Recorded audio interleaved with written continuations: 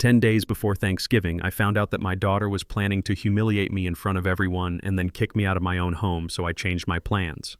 On November 27th, amidst the aroma of roasting turkey and expensive wine, my daughter called me in a panic and asked, "Where are you?" I laughed and told her to look in the top drawer of my nightstand. What she saw there made her scream so loud the neighbors probably called the police. This is a true story. I am Roosevelt Jefferson, 73 years old, and my hands are rougher than sandpaper. They are hands that have poured concrete-framed houses and built the skyline of Atlanta when this city was nothing but potential and red clay. But on that Tuesday afternoon, 10 days before the holiday that celebrates gratitude, those same hands were covered in black grease tightening a rusted pipe in the basement of a house I paid for, but where I lived like a ghost. Before I continue this story, please hit the like button and subscribe if you have ever been underestimated by the people you sacrificed everything for, and tell me in the comments where are you watching from. The basement was cold, smelling of mildew and damp earth. It was my designated space. Upstairs, the house was a showroom of modern furniture and beige carpets. But down here, it was just me and the furnace. I was on my back, sliding under the utility sink, trying to stop a leak that my son-in-law Blake had complained about that morning. He had snapped his fingers at me as he left for his job at the brokerage firm, saying, "Fix that drip, Rosie, it is keeping me awake." He never called me Dad, just Rosie, like I was hired help. I grunted as I turned the wrench. My joints ached with a dull, familiar throb, the kind of pain you earn after 40 years in construction. I wiped sweat from my forehead with my sleeve, leaving a streak of oil on my skin. I was just about to finish when I heard the heavy thud of the front door slamming shut upstairs, followed by the click-clack of Keisha's heels and the heavy tread of Blake's dress shoes. They were home early. I froze. Not out of fear, but out of habit. In this house, I had learned that invisibility was my best defense. The air vents in this old house were excellent conductors of sound-carrying voices from the living room directly down to where I lay on the concrete. I heard Blake's voice first. It was tight, high-pitched, the tone he used when he was trying to sound authoritative. "Keisha, we need to talk about the schedule for next week," he said. "My parents just confirmed their flight. They are arriving from Connecticut on Wednesday afternoon, a day early." I paused, holding my breath. I knew Blake's parents, the Vanderbilts. They were people who smiled with their teeth but never with their eyes. They looked at me as if I were a stain on the upholstery. "That is great, honey," Keisha replied, her voice sounding thin and anxious. "I will make sure the guest room is ready. I bought those Egyptian cotton sheets your mother likes." "No, Keisha." "You are not listening," Blake interrupted, his voice dropping an octave, becoming colder. "It is not about the sheets. It is about him." The silence that followed was heavy enough to crush the air out of the basement. I knew who him was. I gripped the wrench tighter. "What about my dad?" Keisha asked, though she sounded like she already knew the answer. "He cannot be here," Blake said, stating it as a fact, not a request. "Not when my parents are here. You know how my mother is. She is sensitive to odors and clutter. Having a senile old black man wandering around in his stained overalls mumbling to himself. It is not the image we want to project, Keisha. It brings down the value of everything we have built." I felt a sharp pain in my chest, sharper than any heart attack. Senile. Old. A stain on their image. I looked down at my overalls. They were stained because I was fixing his plumbing. They were dirty because I cleaned his gutters. "Blake, he lives here," Keisha whispered. "Where is he supposed to go?" "It is Thanksgiving." "I do not care where he goes," Blake snapped. "Put him in a hotel. Or better yet, it is time we stopped delaying the inevitable." "You said you looked into that facility." Shady Pines. Shady Pines. The name hit me like a physical blow. Everyone in our neighborhood knew Shady Pines. It was a state-funded warehouse for the indigent elderly. It was a place where people went to stare at peeling wallpaper until they died. It smelled of urine and despair. It was the place you sent people you had thrown away. Blake. Shady Pines is... "It is not a nice place," Keisha said, her voice trembling. "It is what we can afford for him right now," Blake countered. "Look, Keisha, my parents are coming to celebrate my promotion. They think we are doing better than we are. If they see him living in the basement like a troll shuffling around, it ruins the narrative. I need them to invest in my new fund. If they see we are taking care of a burden, they will think we are not focused. He has to go." permanently. I waited. I waited for my daughter, the girl I had raised, alone after my wife Beatrice passed, the girl whose college tuition I paid for by working double shifts pouring concrete in the Georgia heat to scream at him. I waited for her to say, "Get out of my house." I waited for her to say, "That man is my father and he owns this roof over your head." Instead, I heard a sigh, a long, defeated sigh. "Okay," Keisha said softly. "Okay. You are right. He is getting worse anyway. Yesterday, he forgot to put the coaster under his coffee mug." I closed my eyes. I had not forgotten. Blake had moved the coaster to make me think I was slipping. "I will make the arrangements," Keisha continued. "I will tell him he has a doctor's appointment on Monday. We can drop him off at Shady Pines for an evaluation and just leave him there. We will tell him it is temporary until the doctors clear him. By the time he realizes, Thanksgiving will be over." "Excellent, Blake," said the tension leaving his voice. "You are making the right choice, babe. This is for us, for our future. Now come on, let's go get dinner. I don't want to be here when he crawls out of the basement." Their footsteps faded as they walked toward the kitchen, discussing wine pairings for the turkey. I lay there on the cold concrete floor, the wrench still in my hand. A single tear, hot and angry, rolled down my cheek and mixed with the grease on my face. They were not just kicking me out for the holiday. They were discarding me. They were planning to trick me, drive me to a hellhole, and abandon me there so they could impress some guests with a lie. I thought about the house. I bought this land 30 years ago. I framed the walls. I laid the hardwood floors they were walking on. I put the deed in my name, but I let them live here rent-free for 5 years because Blake said he needed to save capital.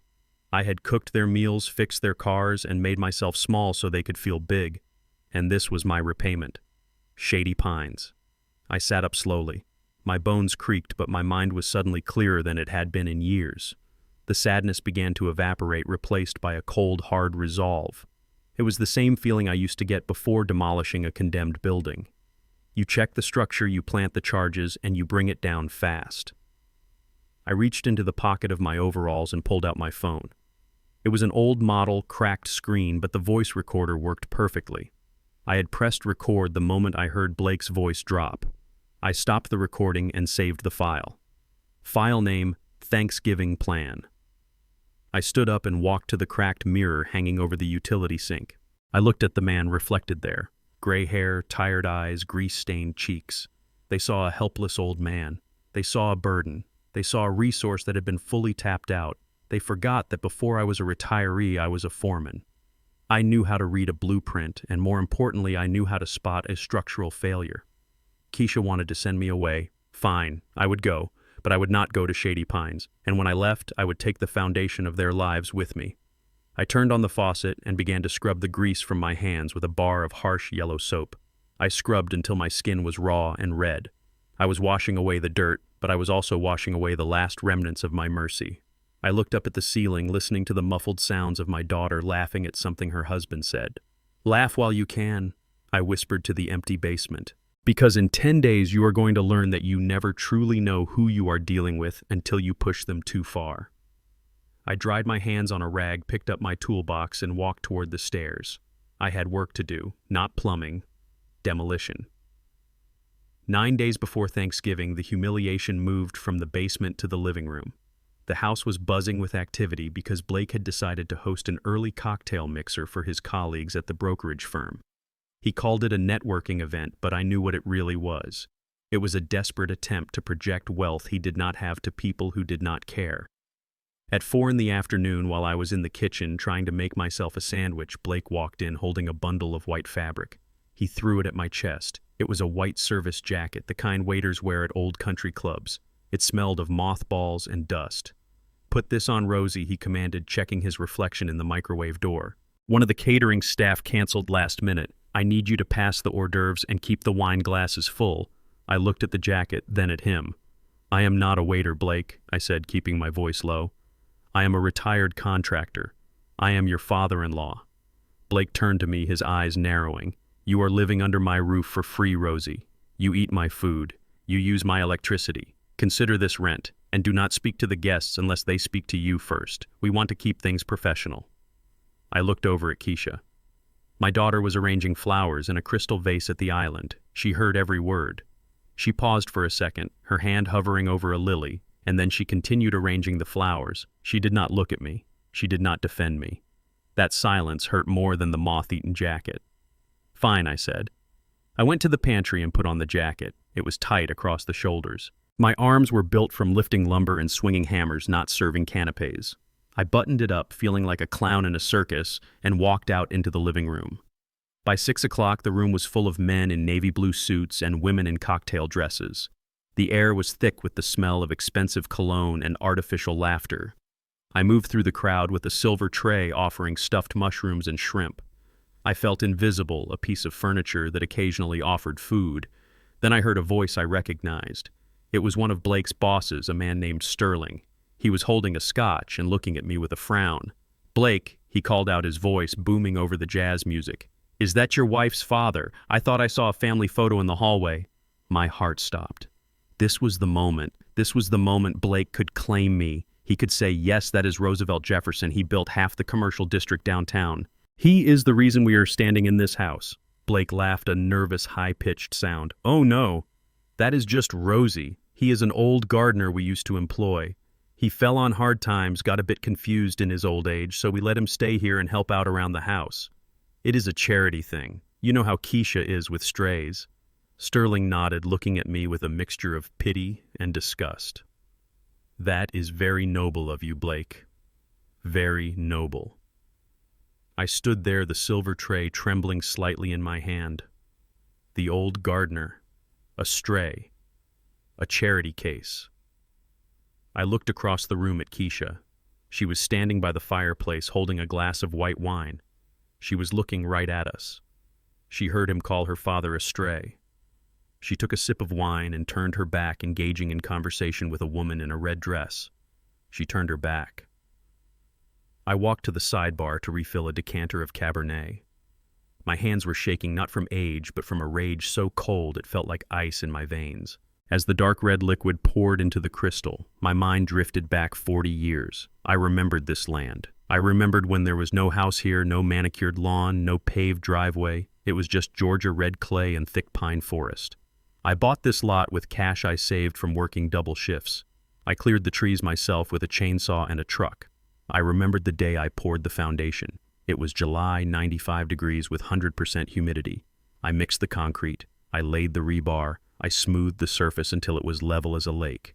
Every beam in this house I framed, every pipe I plumbed, every electrical wire I ran.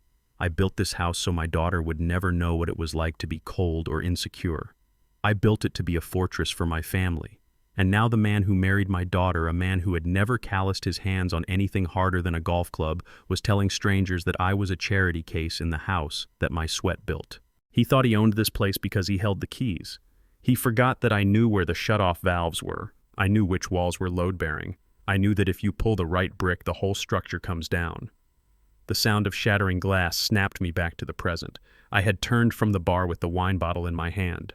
A man, one of Blake's younger colleagues, had spun around wildly while telling a joke, his arm flailing out. He smacked the bottle right out of my hand. Red wine exploded everywhere. It drenched the white carpet. It splashed across the man's expensive gray suit. It soaked the front of my white service jacket. The music stopped. The room went silent. "You clumsy old fool," the man shouted, jumping back and brushing at his lapels. "Look what you did. This is Italian wool." I stood there, wine dripping from my chin. It wasn't my fault. He had hit me. But before I could speak, Blake was there. He grabbed me by the shoulder of the jacket and shoved me backward.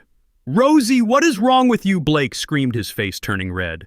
"I give you one simple job, and you ruin it. Do you know how much this carpet costs? Do you know who this is?" "It was an accident," I said, my voice steady. He turned into me. "Do not talk back to me," Blake hissed. "You are embarrassing me. You are embarrassing this family. Look at this mess." He pointed at the floor, then at his colleague. "Apologize," Blake commanded. "Apologize to him right now."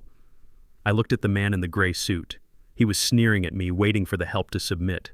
I looked at Blake, his eyes bulging with entitlement. I looked for Keisha. She was still by the fireplace, staring at the floor, refusing to meet my eyes. The silence stretched out. I could feel the eyes of every person in the room on me. The old gardener, the charity case, the clumsy servant. I took a deep breath. I felt the weight of 40 years of hard labor in my shoulders. I felt the dignity of a man who had built skyscrapers. And then I buried it all. I lowered my head. I slumped my shoulders. I let myself become the small, defeated old man they wanted to see. "I am sorry, sir," I mumbled, staring at the wine stain on the carpet. "I am very sorry. I am getting old." My hands shake. "I did not mean to cause trouble."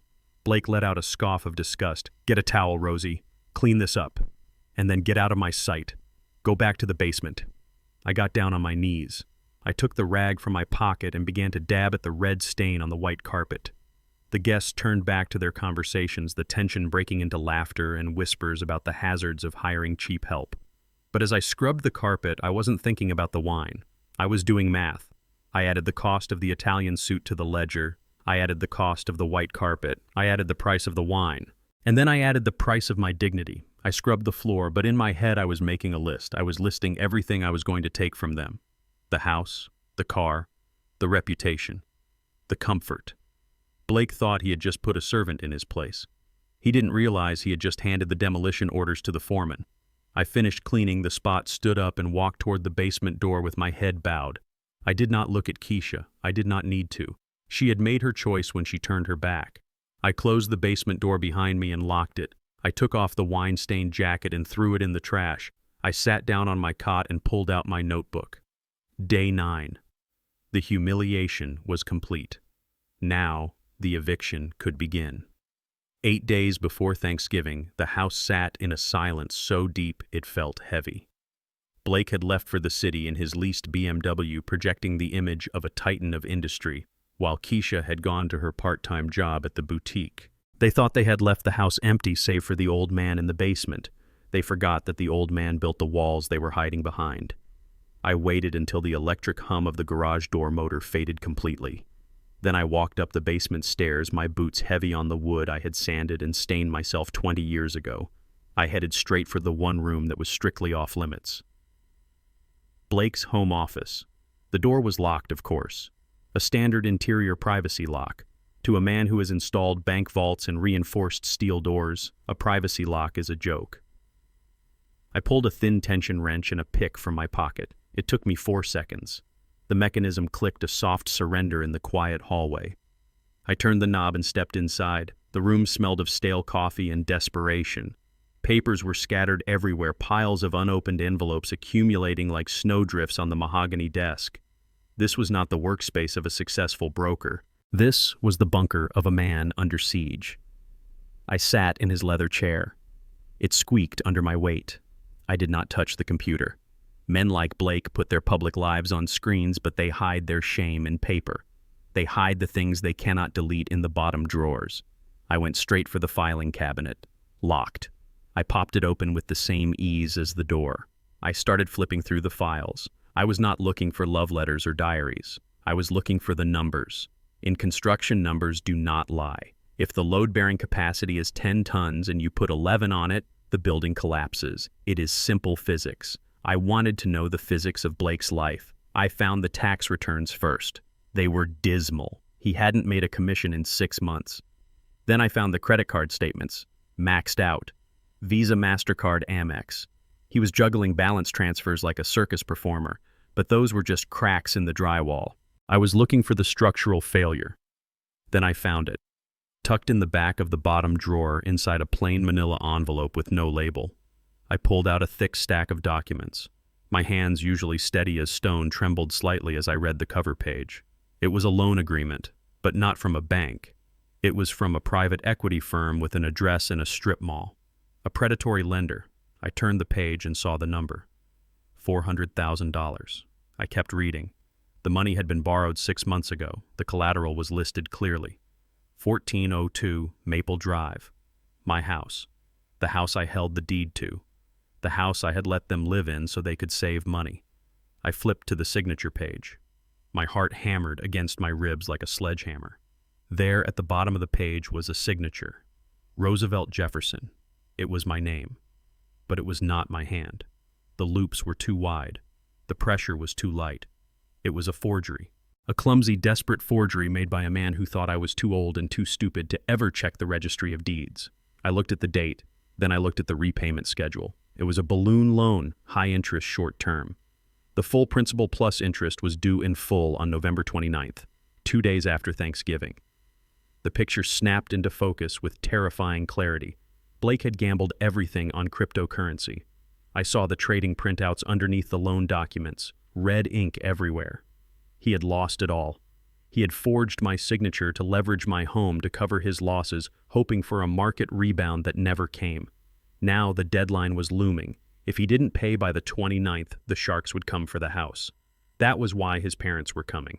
He wasn't hosting them to brag. He was hosting them to beg. He needed a bailout. And he needed me gone because if his wealthy father saw a senile old man in the basement, he might ask questions. If he saw the true owner of the house, the lies would crumble. They were not just kicking me out because they were ashamed of me. They were kicking me out because they had already sold me down the river. They needed the house empty so they could either refinance with his parents' money or hand the keys over to the loan sharks without me putting up a fight. I stared at the forged signature. It was a crime, a felony, identity theft, mortgage fraud. I took out my phone and snapped clear, high-resolution photos of every page, the loan amount, the address, the forgery, the crypto losses. I documented the ruin of Blake's life page by page. Suddenly, the rumble of the garage door opening vibrated through the floorboards. Keisha. She was home hours early. I felt a surge of adrenaline. I had seconds. I couldn't be found sitting at his desk holding the evidence of his crime. If they knew I knew, they might do something drastic. Desperate men do dangerous things. I shoved the papers back into the manila envelope and threw it into the back of the drawer. I kicked the drawer shut. I stood up and looked around frantically. I grabbed a microfiber cloth from the bookshelf and started wiping the surface of the desk. Footsteps pounded up the stairs, fast, angry. The door to the office flew open. Keisha stood there, still in her coat, her eyes wide with shock and instant fury. She saw me standing by Blake's desk, a rag in my hand. "Dad!" she screamed. "What are you doing in here?" I hunched my shoulders. I let my mouth hang open slightly. I put on the mask of the confused old man. I was looking for the newspaper, Keisha, I stammered, wiping the corner of the desk with the cloth. And it was dusty in here. I thought I would clean up for Blake. He likes things clean. Keisha marched across the room and snatched the cloth from my hand. "You are not supposed to be in here," she hissed. "Blake has told you 1,000 times. This is his private office. You are not to touch his things. You are prying. You are a nosy, senile old man." She pushed me toward the door. Her hands were rough. This was the girl I used to carry on my shoulders to parades. This was the girl whose scraped knees I bandaged. Now she was shoving me out of a room to protect the husband who was bankrupting us both. "I am sorry, baby," I muttered, shuffling my feet. "I just wanted to help. I forgot." "You always forget," she snapped. "You forget everything. Get downstairs. Stay in the basement until dinner. I cannot deal with you right now. I have a headache." I walked to the door, keeping my head down. I let her see a broken, confused father. I let her see a man who was losing his grip on reality. But as I turned the corner to the stairs, my eyes were dry and clear. I felt the weight of the phone in my pocket, hot against my leg. I had the photos. I had the proof. She called me a nosy old man. She was right. I was nosy. And I had just found the bomb that was going to blow their world apart. I walked down the basement stairs, descending back into the dark. But the darkness didn't bother me anymore. I sat on my cot and looked at the photos on my phone screen. $400,000. November 29th. I knew the schedule now. I knew the stakes. And I knew exactly how to bring the whole structure down on top of their heads. Day 8. The reconnaissance was over. It was time to call the demolition crew. 7 days before Thanksgiving, the morning air was crisp and bit at my exposed skin like a warning. I sat on a peeling green bench in Washington Park, 3 blocks from the house that was no longer a home. Pigeons pecked at the asphalt near my boots, oblivious to the fact that a war was being planned just above their heads. I reached into the deep inner pocket of my heavy coat and pulled out a phone. It wasn't the smartphone. Keisha monitored the one she checked to see if I had wandered off or called for help. This was a prepaid flip phone I had bought with cash 5 years ago and kept fully charged in a hollowed-out book in the basement. It was my lifeline to a life they thought was dead. I dialed a number I knew better than my own social security number. It rang twice. Roosevelt, a deep, cultured voice answered. It was Arthur Thorne. He wasn't just a lawyer. He was the man who held the keys to the vault. I am surprised to hear from you on this line. Is there an emergency? There is no emergency. Arthur, I said, my voice steady against the wind. It is an eviction. I waited a beat, letting the words settle over the line. I want you to activate Protocol 17, I said. There was a long silence on the other end. I could hear the rustle of papers, the sound of a heavy leather chair creaking as Thorne sat up straight. Protocol 17. Thorne repeated, his voice dropping to a whisper. Rosie, are you sure? That is the nuclear option. We drafted that 10 years ago as a contingency for absolute catastrophe. The catastrophe has arrived, I replied. I want you to sell the house at 1402 Maple Drive. But Roosevelt, that is your residence. That is where Keisha lives. Not for long, I said. I want you to sell it immediately, and I want you to sell it to the Falcon Development Group. Thorne gasped. Falcon. Rosie, you know what they do. They are commercial sharks. They have been trying to buy that block for a decade to build a strip mall. If you sell to them, they will not preserve the structure. They will flatten it. That is exactly what I want, I said, staring at a squirrel running up an oak tree. I want a specific clause in the sale contract, immediate possession, immediate demolition. I want the bulldozers on the lawn the moment the ink is dry. I want the contract signed, sealed, and executed by noon on Thanksgiving Day. Thorne paused. I could almost hear his legal mind racing, looking for a way to talk me down. Rosie, listen to me, he said gently. I know things have been strained with Keisha and that husband of hers. But this is cruel. If you do this, you are putting your own daughter on the street. You are destroying an asset worth $500,000 just to make a point. Can we not just evict them legally? It takes 90 days, but it is cleaner. I do not have 90 days, I snapped. Blake forged my signature on a predatory loan. He owes $400,000 to sharks and the house is the collateral. The deadline is November 29th. If I do not sell it and destroy it before then, the sharks take it anyway and I lose the equity. This way I cash out and Blake is left holding a bag of debt with no asset to back it up. Thorne let out a low whistle. Forgery. That boy has a death wish. He has a death wish, I agreed, and he tried to drag me into the grave with him. They are planning to commit me, Arthur. They want to put me in Shady Pines. They think I am a senile old fool who is in the way. The line went silent again, but this time it was a cold, angry silence. Thorne knew Shady Pines. He knew what that meant. Okay, Thorne said, his voice hard as granite. I understand. Protocol 17 is active. I will draw up the papers today. Falcon Group will jump at this. They will pay cash. They will pay a premium for the speed. Good, I said. And Arthur, make sure the demolition crew is booked for noon on Thursday. I want the turkey to be warm on the table when the walls come down. I will handle it, Thorne said. But Rosie, are you sure about Falcon? You know who sits on that board. I smiled, a thin, humorless expression that no one in the park could see. I know exactly who sits on that board, Arthur, I said. I do. I hung up the phone and snapped it shut. I sat there for a moment, letting the cold air fill my lungs. Arthur Thorne was a good man, but he sometimes forgot the details. He forgot why the Falcon Development Group was called Falcon. He forgot that 30 years ago, when Atlanta was booming and black contractors were being shut out of the big downtown bids, a group of us met in a back room of a barbecue joint on Sweet Auburn Avenue. We pooled our money. We pooled our resources. We created a holding company that didn't have a face, just a name. Falcon. I wasn't just selling my house to a developer. I was selling my house to myself. I owned 15% of Falcon Development Group.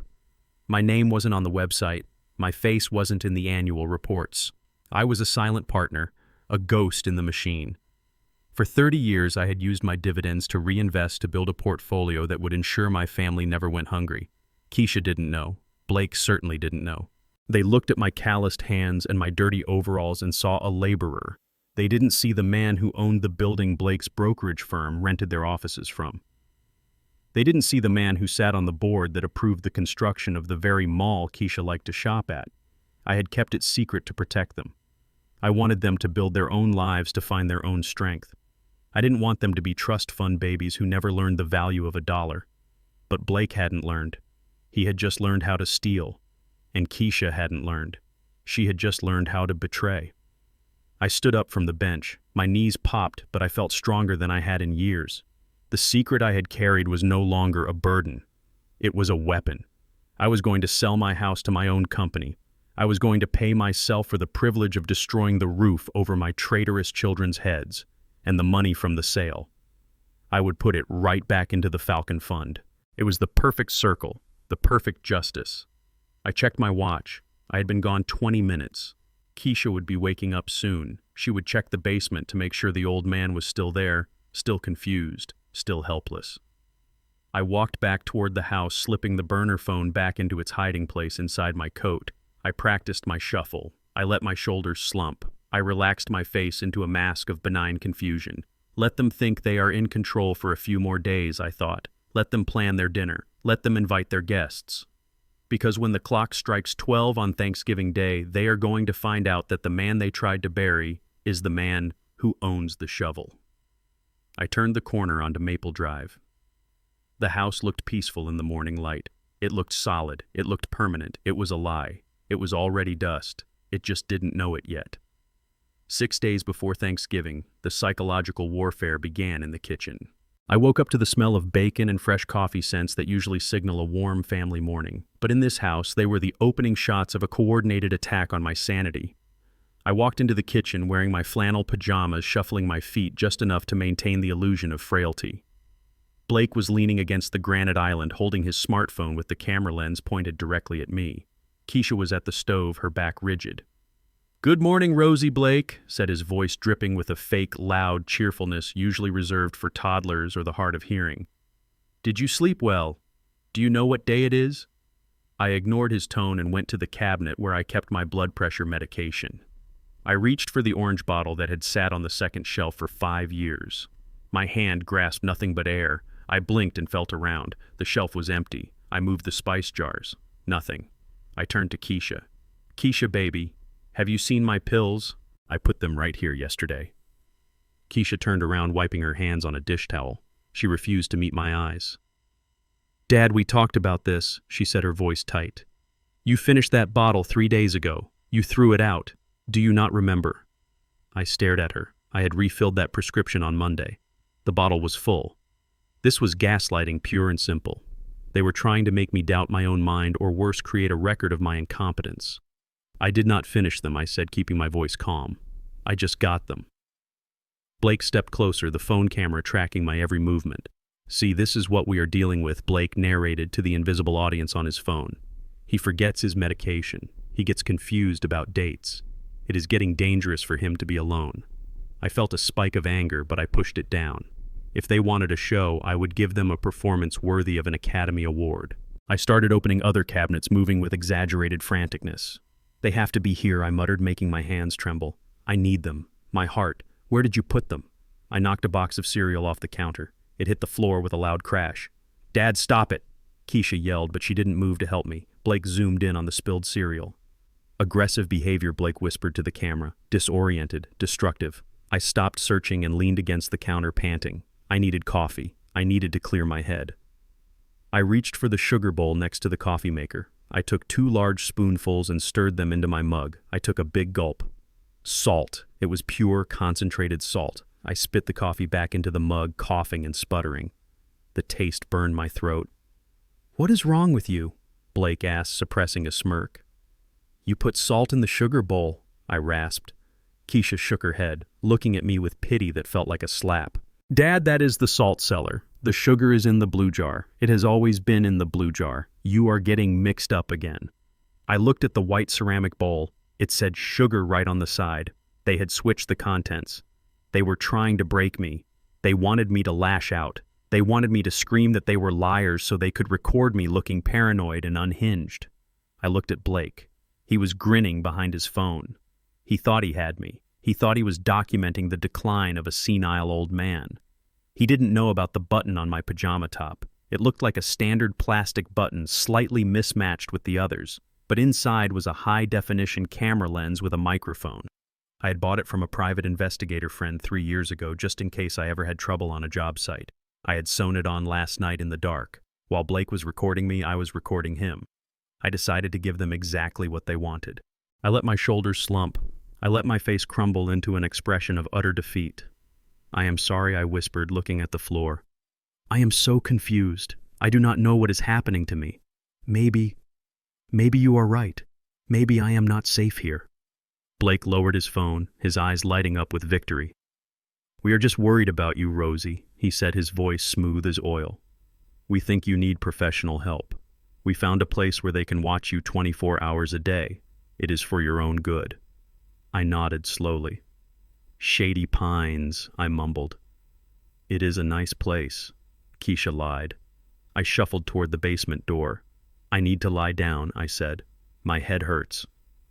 "Go ahead," Blake said. "Rest up. We have a big day tomorrow."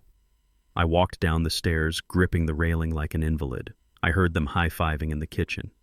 "Did you get it?" Keisha asked. "I got everything," Blake bragged. The spilled cereal, the spitting, the confusion, the admission that he isn't safe. This is gold, baby.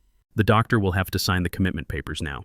We show him this video, and Rosie is in a locked ward by Tuesday. I reached the bottom of the stairs and locked the door behind me. I walked to my cot and sat down. My hands stopped trembling immediately. I spat the lingering taste of salt into the utility sink and rinsed my mouth with cold water from the tap. I reached up and touched the button on my chest. I tapped it twice to save the recording. They thought they were the directors of this movie. They thought they were editing the narrative of my life. They didn't realize they were just actors in a documentary about their own destruction. I pulled the real bottle of blood pressure pills from inside my pillowcase where I had hidden them the night before. I knew they would come for the meds. It was the oldest trick in the book. I took a pill and swallowed it dry. Then I pulled out the burner phone. I had a message from Thorne. "The Falcon Group is ready. Papers are drafted. Demolition crew is on standby." I typed a reply. "Add a clause. The contents of the basement remain the property of the seller." I looked around my underground prison, my tools, my blueprints, the photos of my wife Beatrice that I had hidden down here so Keisha wouldn't throw them away. Let them have their video, I thought. Let them show it to the doctor. Let them think they have won. It will only make the fall that much harder. I lay back on the cot and closed my eyes. I could hear Blake upstairs calling his parents. "Everything is going according to plan," he was saying. "The house will be cleared out by the time you land." I smiled in the dark. "Yes, Blake, it will be cleared out. But not the way you think." Day 6 was over. The gaslighting had failed. The fuse was lit. And tomorrow I would take a trip to Shady Pines to see exactly what kind of hell they had prepared for me. It was time to inspect the prison before I burned down the courthouse. 5 days before Thanksgiving, Keisha drove me to hell in a Lexus SUV. The leather seats were heated, a luxury I had paid for when I secretly covered her car payments last year, but the warmth did nothing to thaw the chill in my bones. We were headed to the edge of town past the strip malls and the new developments to a part of the city that city planners forgot. We were going to Shady Pines. Keisha called it a tour. She said we were just going to look at options. But I saw the suitcase in the trunk when she opened it earlier. I saw the way she kept checking her watch, anxious to get the package delivered. When we pulled into the parking lot, my heart sank. The building was a squat gray concrete block surrounded by a chain-link fence topped with something that looked suspiciously like razor wire. The sign out front was missing the letter S, so it read Shady Pines. Weeds choked the flower beds where dead marigolds rotted in the November mud. "This is it," Keisha said, her voice high and brittle. "It looks rustic, but the brochure said they have a great community garden." I got out of the car. The air smelled of diesel fumes from the nearby highway and something else, something faint and sweet and terrible, decay. We walked to the front door. The electronic lock buzzed angrily and a heavy steel door swung open. The smell hit me instantly. It was a physical wall of industrial bleach, boiled cabbage, and unwashed bodies. It was the smell of a place where people go to wait for the end. A woman in scrubs that were 2 sizes too small met us at the desk. She didn't look at me. She looked at Keisha's designer handbag. "You must be the daughter," the woman said, snapping gum. "And this is the admission." "My father," Keisha corrected quickly. "We have an appointment for a tour." "Right," the woman grunted. "Follow me. Don't touch the walls. We just painted." We walked down a long corridor under flickering fluorescent lights that buzzed like trapped flies. The linoleum floor was scuffed and sticky. On either side, doors stood open, revealing rooms the size of closets. In each one, 2 hospital beds were crammed together, separated only by a thin, stained curtain. I looked into room 104. An old man was sitting in a wheelchair facing the corner. He was wearing a hospital gown that was open at the back. He was shivering. "Look, Dad," Keisha said, pointing to a bulletin board with a single flyer for a bingo night that had happened 3 months ago. "They have activities. You love games. You will make so many friends here." I looked at the friends. A line of residents sat in the hallway in wheelchairs, slumped over, chins on their chests. They were sedated. Drool glistened on their chins. No one was talking. No one was playing bingo. They were staring at a blank wall where a television should have been. "It is very peaceful," Keisha lied, her eyes darting around, refusing to land on the human misery in front of us. "You need peace, Dad. The house is too chaotic for you with Blake's work and the guests coming. Here you can just relax." We reached the cafeteria. It was a room with folding tables and plastic chairs. A worker was slopping something gray and lumpy onto plastic trays. "The food is nutritious," Keisha stammered. "And look, big windows." The windows looked out onto a brick wall and a dumpster. I stopped walking. I stood in the middle of the hallway, surrounded by the moans of the forgotten. I looked at my daughter. Keisha was 35 years old. I remembered holding her when she was a baby, promising her that I would always keep her safe. I remembered sitting up with her when she had the chickenpox, reading her stories until my voice gave out. I remembered paying for her braces, her prom dress, her college tuition. I had built her a life, brick by brick. And this was her return on that investment. A room in a warehouse that smelled of death. "Dad, please," Keisha whispered, grabbing my arm. Her grip was tight, desperate. "Do not make a scene. This is the best we can do. It is expensive to live in the city. Blake says this is the only way we can get ahead. You want us to be happy, don't you?" She was pleading with me to agree to my own incarceration so her husband could buy a new boat. She was asking me to die quietly so she wouldn't have to feel guilty. I looked at her face. I searched for the little girl who used to cry when she stepped on a bug. She was gone. In her place was a woman consumed by the need to please a man who despised her heritage and her father. I saw the greed in her eyes, but it wasn't even her own greed. It was a borrowed hunger. She wanted what Blake wanted because she was terrified he would leave her if she didn't give it to him. She saw me as a resource that had run dry, an empty wallet, a piece of trash that needed to be taken out before the real company arrived. In that moment, the last tether of fatherly obligations snapped.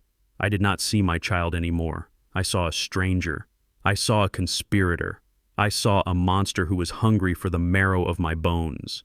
If I fought her now, if I screamed and refused, she would just find a way to drug me or force me. Blake would call the police and say I was violent. They would drag me in here in handcuffs. No, I had to play the game. I had to walk into the trap so I could dismantle it from the inside. I took a deep breath, inhaling the scent of bleach and betrayal. I let my face go slack. I let my eyes look tired and defeated. "It is okay, Keisha," I said, my voice soft. "I understand. You have your own life now. I am just tired. Maybe you are right. Maybe I need to rest." Keisha let out a breath she had been holding for 10 minutes. Her shoulders dropped. A smile, genuine and terrifying, spread across her face. "Oh, Dad, thank you," she gushed. "You will see. It is going to be great. You just need a few days to adjust. We will bring you on Monday morning. Just in time for the doctors to check you out." She meant just in time for Thanksgiving to be free of me. "Okay, baby," I said. "Monday." She hugged me. It was a cold hug. She was hugging a problem that had just solved itself. She was hugging a check that was about to clear. We walked back to the car. I didn't look back at the building. I didn't need to. I knew I would never spend a night in there. As we drove away, Keisha turned on the radio and started humming along to a pop song. She was happy. She had done the dirty work. She had disposed of the body. I looked out the window at the passing city. I saw a construction crane in the distance lifting a steel beam. I thought about Falcon Development Group. I thought about the demolition order sitting on Arthur Thorne's desk. Keisha thought she was driving me home to pack. She didn't know she was driving a man who had just authorized the destruction of her world. She thought she had won. She thought I was weak. She forgot that you don't judge a building by its paint. You judge it by its foundation. And hers was built on sand. Monday, I thought, You want to bring me here on Monday. By Monday, you won't have a car to drive me in. I closed my eyes and let her drive me back to the house I was about to erase from the map. Day 5 was over. The tour of hell was complete. Now it was time to bring the fire. 4 days before Thanksgiving, the final eviction order was delivered not by a judge but by my son-in-law standing in the kitchen doorway holding a can of air freshener. It was 7 in the morning and I was sitting at the small breakfast table in the corner trying to eat a piece of dry toast without drawing attention to myself. The house was already beginning to transform. The furniture had been rearranged to look more spacious, and the photos of my late wife and me had been taken down from the mantel, replaced by generic art prints of sailboats and geometric shapes. Blake walked into the room and immediately sprayed a cloud of lavender scent into the air, wrinkling his nose as if he had just stepped into a sewer. He looked at me with a mixture of impatience and disgust. "Rosie, we have a situation," Blake announced, setting the can down on the counter with a thud. "My parents called. They are driving down early. They will be here tomorrow afternoon." I chewed my toast slowly, not looking up. "That is nice, Blake," I said. "Safe travels to them." "No, you do not understand," Blake snapped, stepping closer. "We need to prep the house. Specifically, we need to prep the basement. It smells down there. It smells like old man and grease and failure. We cannot have my mother smelling that. She has very delicate sensibilities." I put the toast down. My appetite was gone. "What do you want me to do, Blake? I will scrub the floor again." "Scrubbing is not enough," Blake said, crossing his arms. "We need to air it out, fumigate it, whatever. The point is you cannot sleep down there tonight, or tomorrow, or until they leave." I looked at him. He was kicking me out of the basement of my own house. "Where am I supposed to sleep, Blake?" "The guest room is for your parents." Blake pointed a manicured finger toward the backyard. "The shed."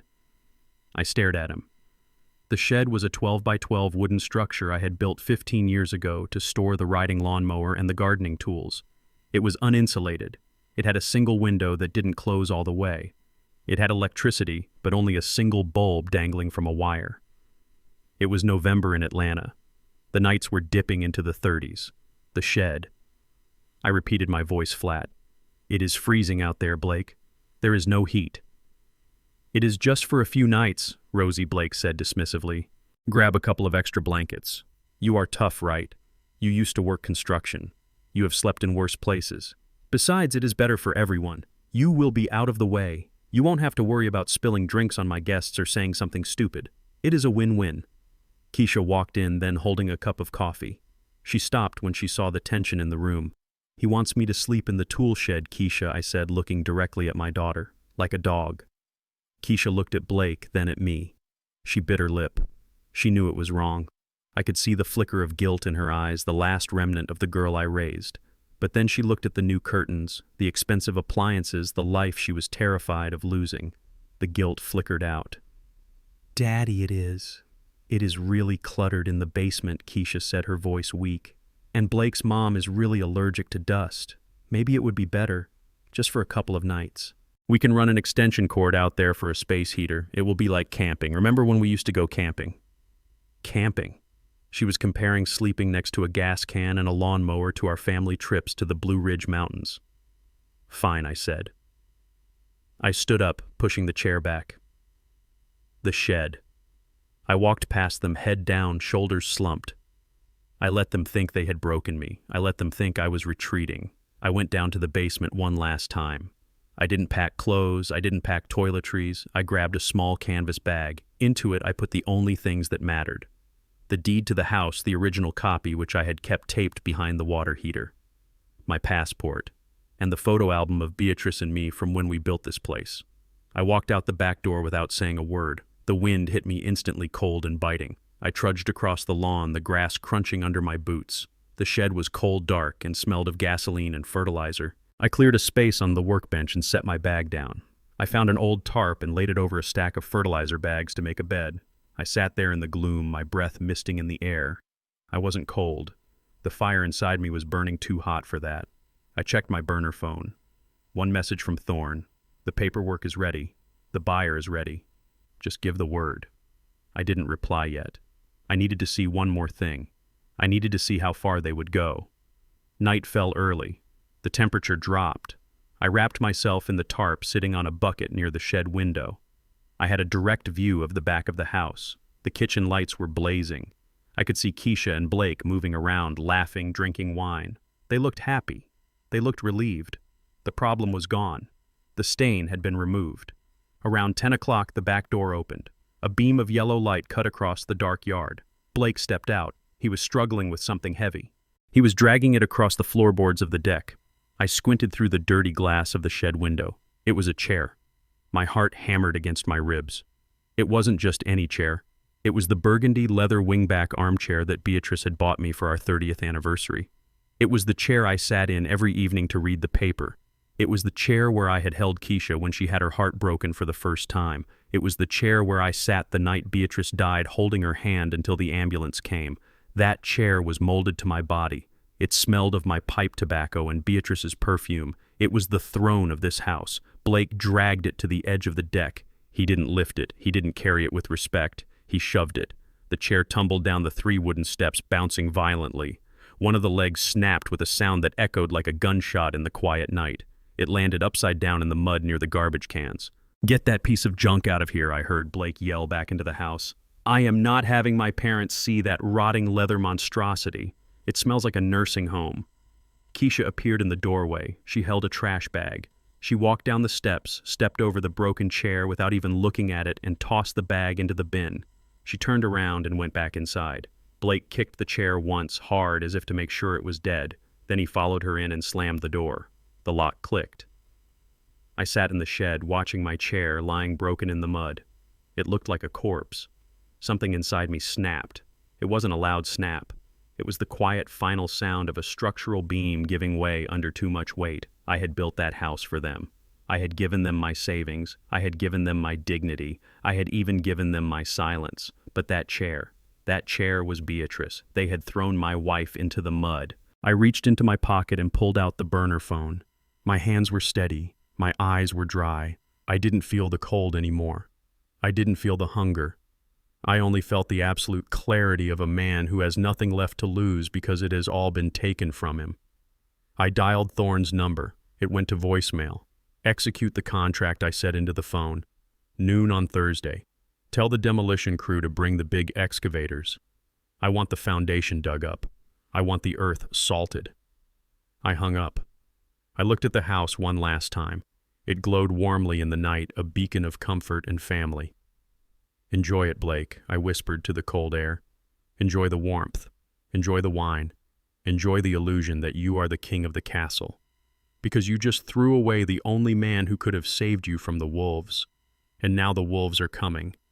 And they are driving bulldozers." I lay back on the fertilizer bags and closed my eyes. For the first time in 10 days, I slept peacefully. I had no more decisions to make. The plunger had been pushed. Now I just had to wait for the explosion. 3 days before Thanksgiving, the reality of Blake's financial ruin came knocking at the front door. Literally. It was 8 in the morning, and the banging on the oak panels was loud enough to shake the dust off the chandeliers. It was not the rhythmic knock of a delivery driver or the polite tap of a neighbor. It was the heavy, insistent pounding of a man who intended to break the door down if it was not opened. I was in the shed heating a can of beans on a hot plate I had found under a pile of rags. I heard the noise and walked to the dirty window. A black SUV with tinted windows was idling in the driveway blocking Keisha's car. A man was standing on the porch. He was huge, wearing a leather jacket that strained against his shoulders, and his shaved head glistened with rain. I knew exactly what he was. In my 40 years of construction working in parts of Atlanta that tourists do not visit, I had met men like him. He was a collector, a muscle, the kind of man who collected debts with a tire iron. Inside the house, panic had erupted. I saw the kitchen blinds twitch. I saw Blake running through the hallway hunched over, looking like a rat scurrying for a hole. He was wearing his silk pajamas and his face was pale with terror. Keisha ran to the back door and threw it open. She did not step out into the cold. She just hissed at me across the yard. "Dad, get in here, right now." I turned off the hot plate and walked slowly to the house. When I entered the kitchen, Blake was crouching behind the granite island, shaking. He looked at me with wild eyes. "Rosie, you have to answer the door," Blake whispered, his voice cracking. "Who is it?" I asked, feigning ignorance. It is a contractor," Blake lied, wiping sweat from his upper lip. We had a disagreement about a bill. He is unreasonable. If he sees me, he is going to make a scene. I cannot deal with this right now. My parents are coming tomorrow. I cannot have a bruised face. You want me to answer the door? I asked. Yes, Keisha interjected, grabbing my arm and pushing me toward the hallway. Just tell him Blake isn't here. Tell him he moved. Tell him anything. Just make him go away. You are old. He won't hurt an old man. The cowardice was breathtaking.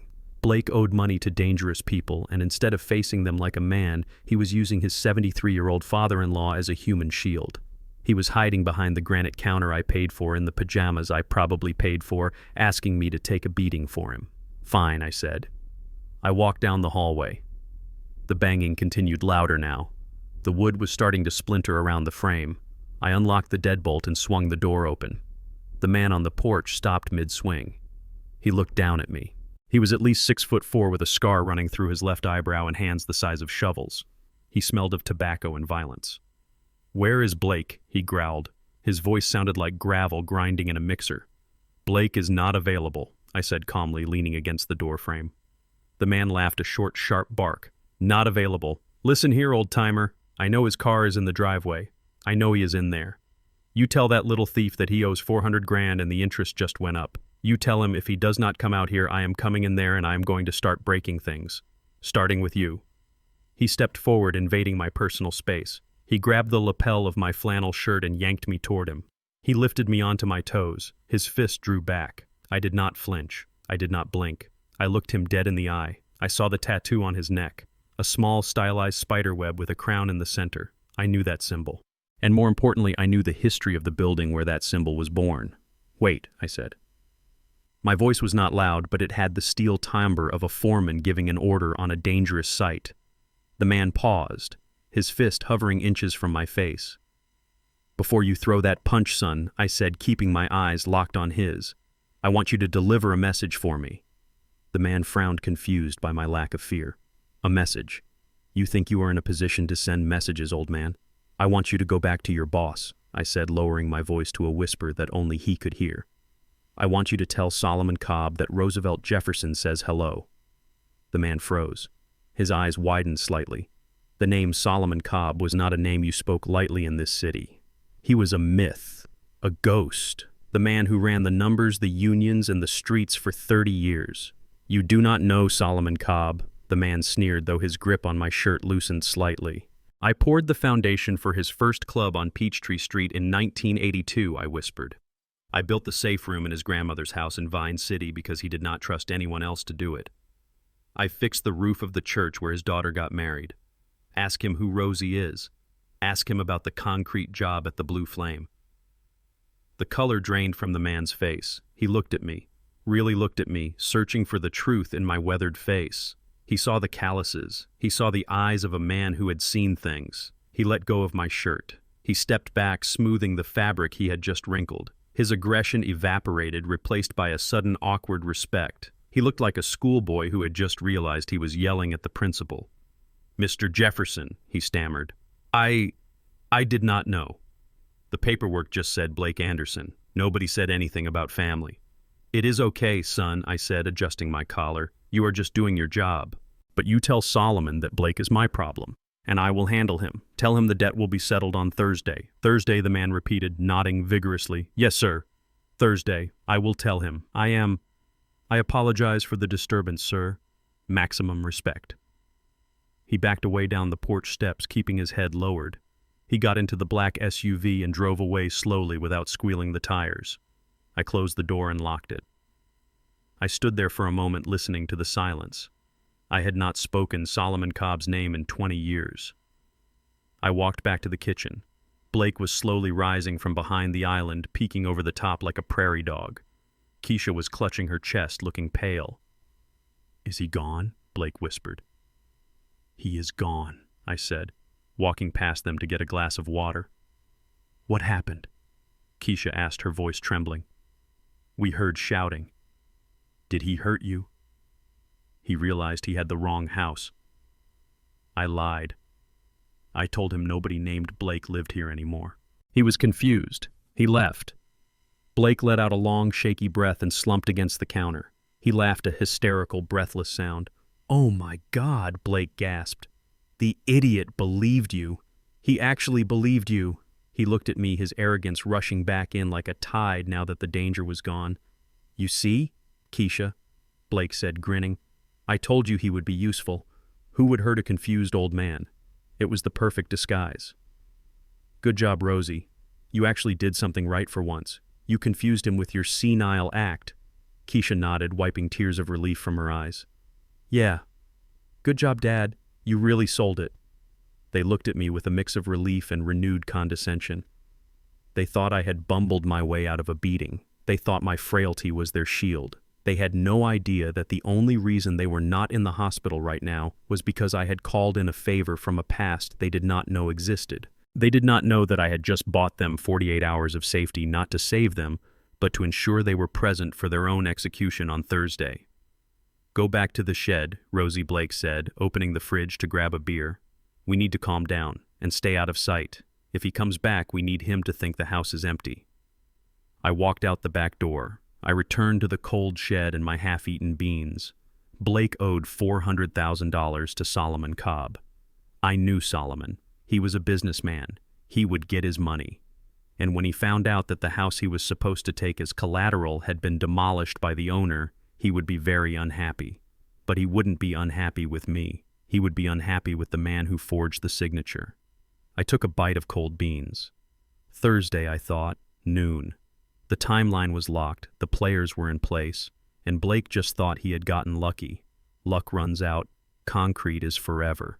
Day 2, before Thanksgiving, the betrayal was formalized on 24-pound bond paper. Keisha came to the shed at noon. She did not bring lunch. She brought a clipboard and a black ballpoint pen. Her face was pale and her eyes were darting around the yard as if she expected the police to jump out from behind the azalea bushes. "Dad, come to the kitchen," she said, her voice tight. "We need to handle some paperwork before the holiday. It is urgent." I followed her into the house. The kitchen was warm, smelling of cinnamon and cloves, a scent that used to mean family but now just smelled like a cover-up. Blake was not there. He was likely hiding in the office watching the driveway for the loan shark, terrified that my message to Solomon Cobb wouldn't hold. It was just me and my daughter. "Sit down, Dad," she commanded, pointing to a stool at the island. She placed a thick stack of documents in front of me. They were clipped together with a heavy binder clip. She flipped to the last page, covering the text of the document with her hand, leaving only the signature line exposed. There was a little sticky note with an arrow pointing to the line that said, "Grantor." "What is this, baby?" I asked, letting my voice waver. My hands were trembling, but not from age. I was vibrating with the adrenaline of a man who is about to catch a thief in the act. It is for your medical insurance," Keisha lied. She spoke too fast. The words tumbled out of her mouth. "With the new healthcare laws, we need to update your coverage. This just authorizes the doctors to treat you if you get sick. You know, like if you have a fall or a memory lapse. We just want to make sure you are safe, Daddy." I looked at the paper. I reached out to lift her hand so I could read the text. Keisha slammed her hand down, pinning the paper to the granite. "Do not read it, Dad," she snapped. "It is just legal jargon. It is boring. You would not understand it anyway. Just sign the line. We have to mail this by 5 o'clock, or you lose your coverage. Do you want to lose your doctor? Do you want to be sick and have nobody to help you?" She was threatening me with my own mortality. She was weaponizing my health to steal my wealth. I knew exactly what was under her hand. It wasn't medical insurance. It was a durable power of attorney. It was a document that would give her and Blake total control over my bank accounts, my pension, and my property. It was the key to the kingdom. I looked at her face. I saw the sweat beading on her upper lip. I saw the way her fingernails were digging into the paper. She was terrified. She needed this signature. Without it, they couldn't sell the house. Without it, they couldn't pay the shark. Without it, their lives were over. "Where are my reading glasses?" I asked, patting my chest pocket. "I cannot sign anything without my glasses, Keisha. You know that." "You do not need them," she practically screamed, shoving the pen into my hand. "Just sign your name, right there. Just write Roosevelt Jefferson. Do it for me, Dad, please. If you love me, you will just sign it, if I love her."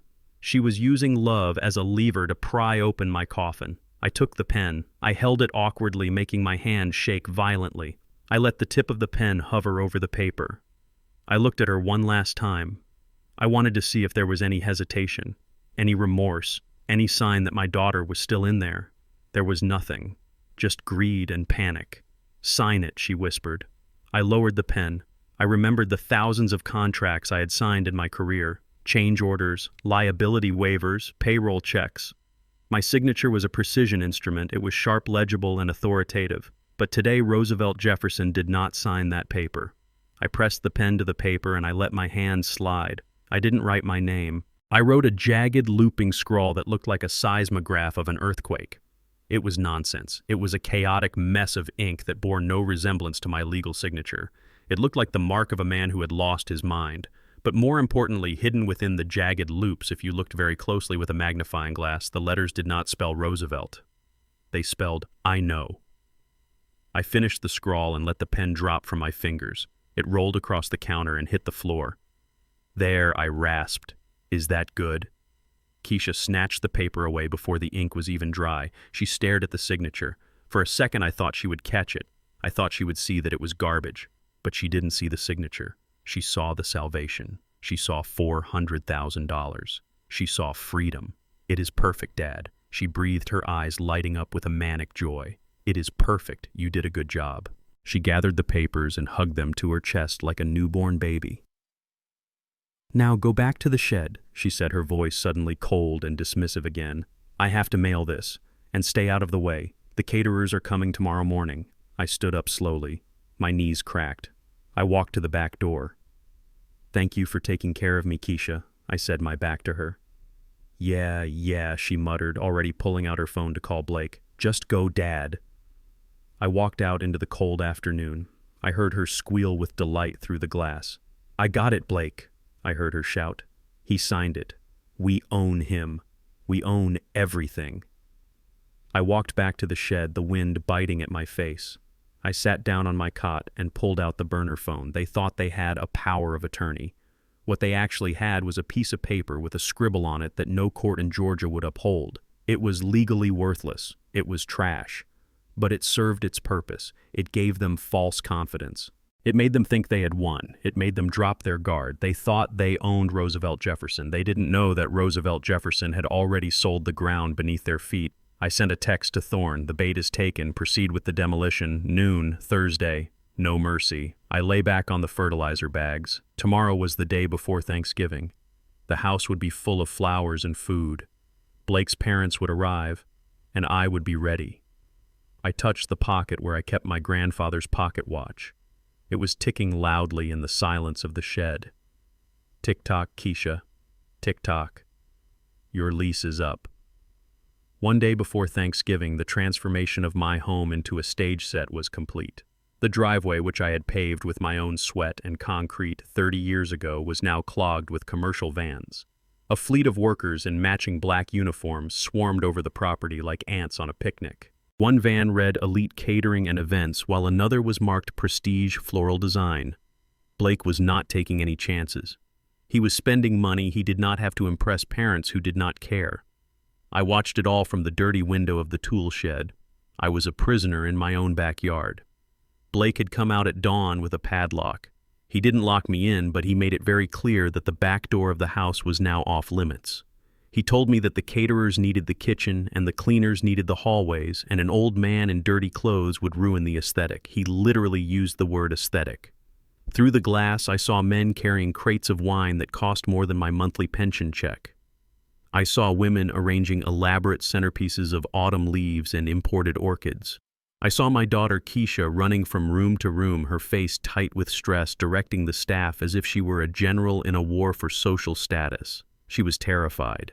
She knew that if anything went wrong, if the turkey was dry or the silver was tarnished, Blake would punish her with his silence and his disappointment. They were erasing me. They had moved my recliner to the dump. They had hidden my photos. Now they were scrubbing my very essence from the floorboards. To them, I was already a ghost, a problem that had been solved by a signature on a fake legal document. They thought I was sitting in the shed defeated, waiting to be carted off to the nursing home on Monday. They did not look out the window. If they had, they might have seen that the old man was not crying. He was cleaning his boots. He was preparing his suit. He was checking the time. The sun began to dip lower, casting long shadows across the yard.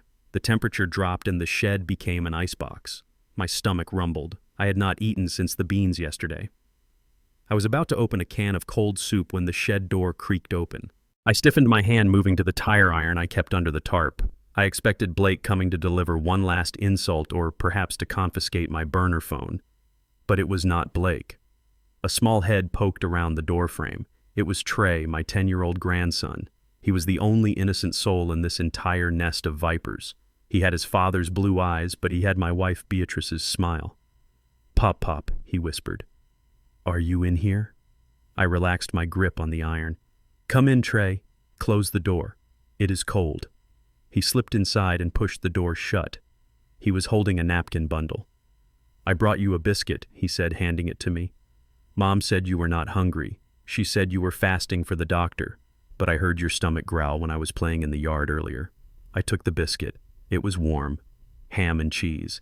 It was the best thing I had ever seen. "Thank you, son," I said, my voice thick with emotion. "Your mother is mistaken. I am very hungry." I ate the biscuit in 2 bites. Trey watched me, his eyes wide and sad. "Why do you have to sleep out here, Pop Pop?" he asked. "My room is warm. You can sleep in my bunk." "Dad won't know." I reached out and brushed a crumb from his cheek. "I cannot, Trey. Your father has rules, and we have to follow them. For now." He kicked at the dirt floor. "I hate it.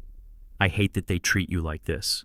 When I grow up, I am going to buy a big house and you can live in the master bedroom." I smiled. It was the first genuine smile I had felt in 10 days. "Trey," I said, looking him deep in the eyes, "I need you to listen to me very carefully. You are a good boy. You have a good heart. Do not let this house change that. Do not let your father change that." I reached into the bottom of my left work boot. I pulled out a small velvet pouch. Inside was a single card. It was made of black titanium. It was heavy cool to the touch. It was an American Express Centurion card. The black card. Invitation only. Unlimited spending power. It was linked to the Falcon Development Group's primary trust, of which I was the sole beneficiary. I took Trey's small hand and pressed the card into his palm. "What is this?" he asked, looking at the black metal. "It looks like a credit card, but it is heavy. It is a key," I said. "It is a key to a future where you never have to be like your father." I closed his fingers over it. "You hide this, Trey. You hide it in your best hiding spot. You do not show your mom. You definitely do not show your dad. If they find it, they will take it. Do you understand?"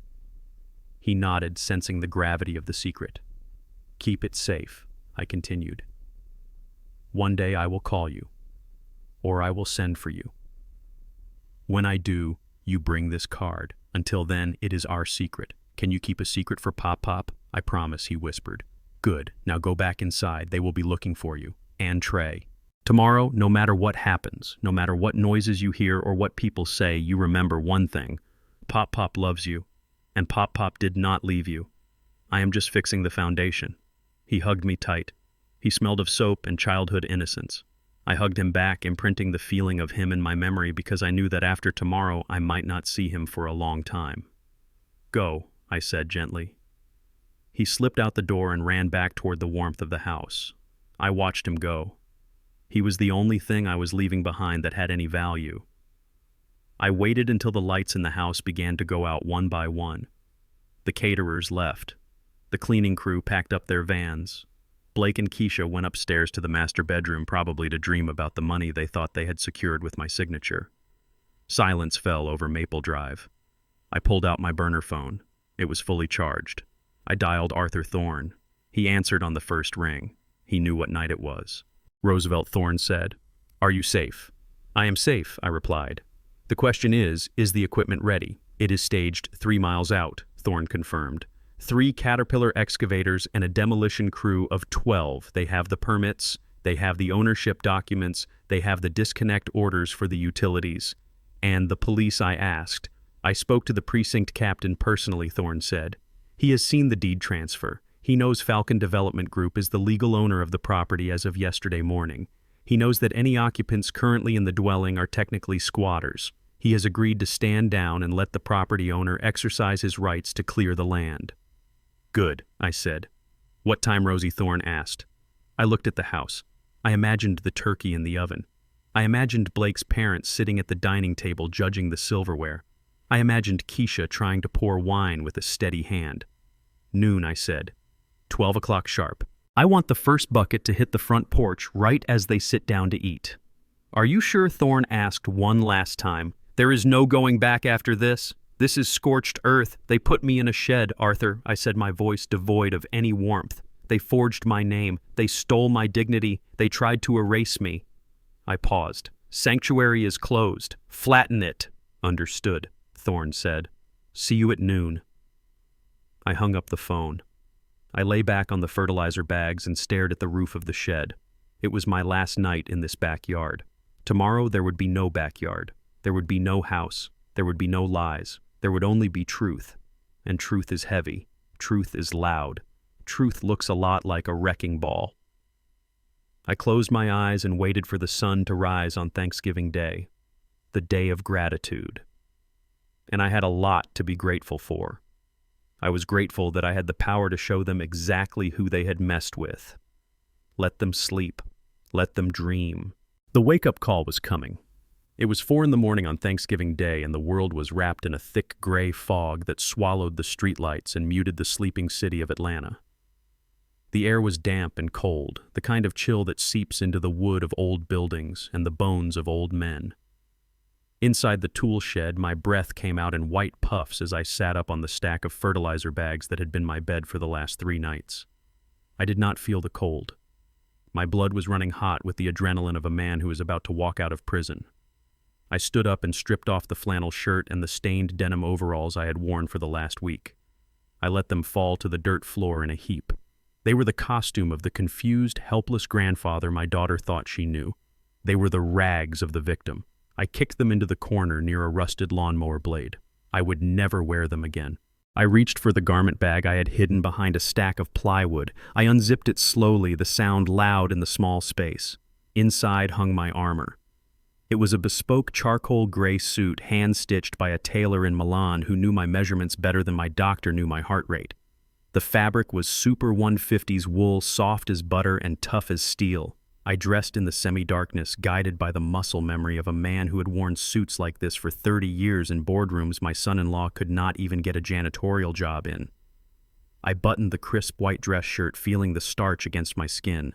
I tied the silk tie in a perfect Windsor knot, the crimson fabric gleaming even in the dim light. I pulled on the socks made of Egyptian cotton. Finally, I slipped my feet into a pair of black alligator skin loafers that cost more than the car Blake drove to his failed job. I stood in the center of the shed and adjusted my cuffs.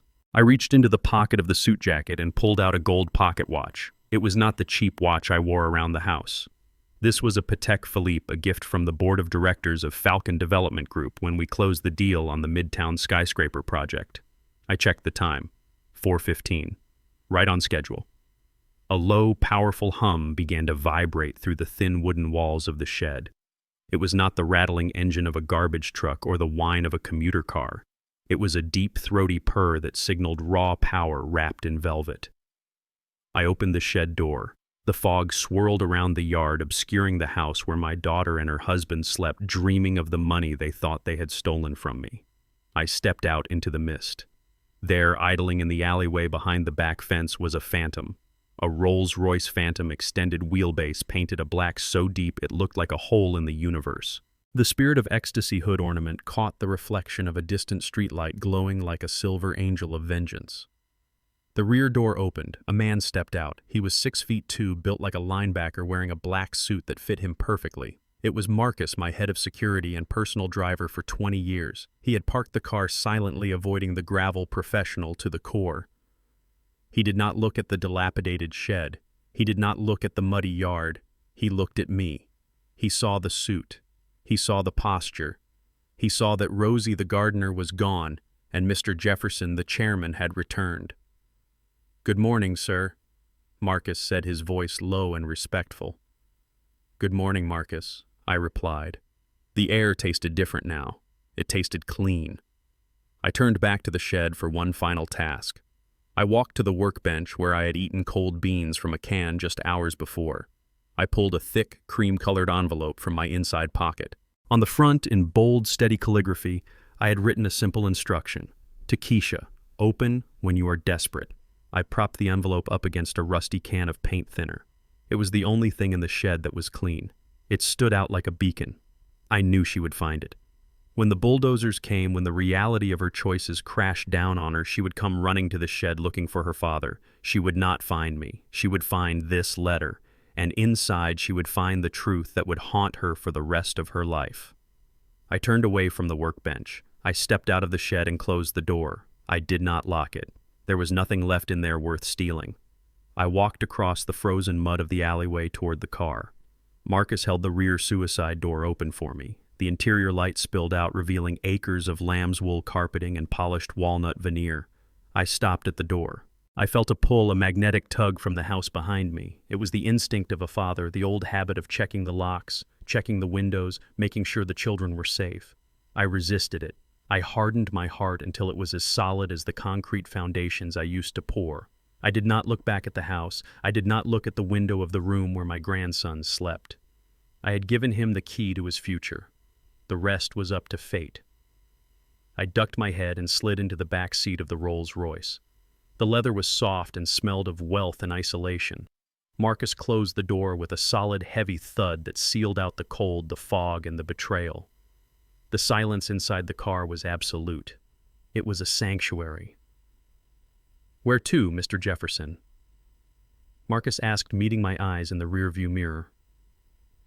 "Take me to the airfield, Marcus," I said, leaning back and crossing my legs. "The Gulf Stream is fueled and waiting. But first, stop at the 24-hour diner on Piedmont. I want a real cup of coffee." And Marcus, "Yes, sir. Drive slowly. I want to enjoy the ride." The car pulled away from the curb, gliding over the potholes of the alley as if they did not exist. We turned onto the main street, the headlights cutting a path through the fog. I watched the neighborhood pass by through the tinted glass. The houses were dark. The families inside were sleeping secure in their homes. My family was sleeping too. But they were sleeping inside a time bomb, and the timer had just ticked down to 0. I reached for the crystal decanter in the center console and poured myself a glass of sparkling water. I took a sip. It was cold and sharp. I was gone. Roosevelt, the burden was gone. Roosevelt, the victim, was gone. The king had returned to his board. And he had just made his move. Checkmate. At 10 o'clock on Thanksgiving morning, the enemy breached the perimeter. They did not come with guns or tanks, but in a rented Lincoln town car that pulled into the driveway I had paved with my own sweat. I was miles away at 30,000 feet, sipping coffee in a leather armchair, but I knew the scene as intimately as if I were standing in the foyer. I had watched them prepare for this moment for weeks. I knew exactly how Blake would straighten his tie in the mirror, sweating through his undershirt. I knew how Keisha would check her makeup one last time, terrified that a single crack in her foundation would reveal the ruin beneath. The car doors opened and the Vanderbilts stepped out. Richard and Eleanor Vanderbilt. They were people who wore their judgment like expensive jewelry. Richard was a tall man with silver hair and a perpetual sneer, the kind of man who checks the hallmarks on silverware before he eats with it. Eleanor was thin, brittle, and draped in cashmere that cost more than my first truck. They stood on the walkway and surveyed the property. They looked at the landscaping I had planted. They looked at the brickwork I had laid. Blake rushed out to meet them, his arms wide, performing the role of the successful, self-made man. He hugged his mother, careful not to crush her silk scarf. He shook his father's hand with a firm, practiced grip, the grip of a man who makes deals, not a man who begs for loans to pay off gambling debts. "Welcome to our home," Blake boomed, his voice carrying across the lawn. "We are so glad you could make it down." Richard adjusted his glasses and looked up at the roof line. "It is a sturdy structure, Blake," he noted, his tone implying surprise that his son hadn't bought a shack. "Good lines, very traditional. I assume the neighborhood is stable. It is up and coming." Dad Blake lied smoothly. "Property values are skyrocketing. We got in at the perfect time." They walked inside their shoes, clicking on the hardwood floors I had sanded on my hands and knees. Keisha was waiting in the hallway, holding a tray of mimosas, smiling so hard her face must have hurt. "Mom, Dad, so good to see you," she chirped. Eleanor Vanderbilt looked at my daughter. She didn't see the woman who worked 2 jobs to support her son's fantasies. She saw an accessory. "The house looks lovely, Keisha," Eleanor said, her eyes darting to the corners of the ceiling looking for cobwebs. "Very clean. Blake tells me you finally cleared out the clutter." Keisha stiffened. She knew what clutter meant. It meant me. "Yes," Keisha said quickly. "We did a big purge. We wanted everything perfect for your visit." "Excellent," Richard said, taking a mimosa. "Nothing worse than holding on to things that have outlived their usefulness." They moved into the living room, admiring the fireplace, the crown molding the built-in bookshelves. Blake took credit for every detail. He told them he chose the wood, he told them he designed the layout, he told them he paid for the renovations with his bonus.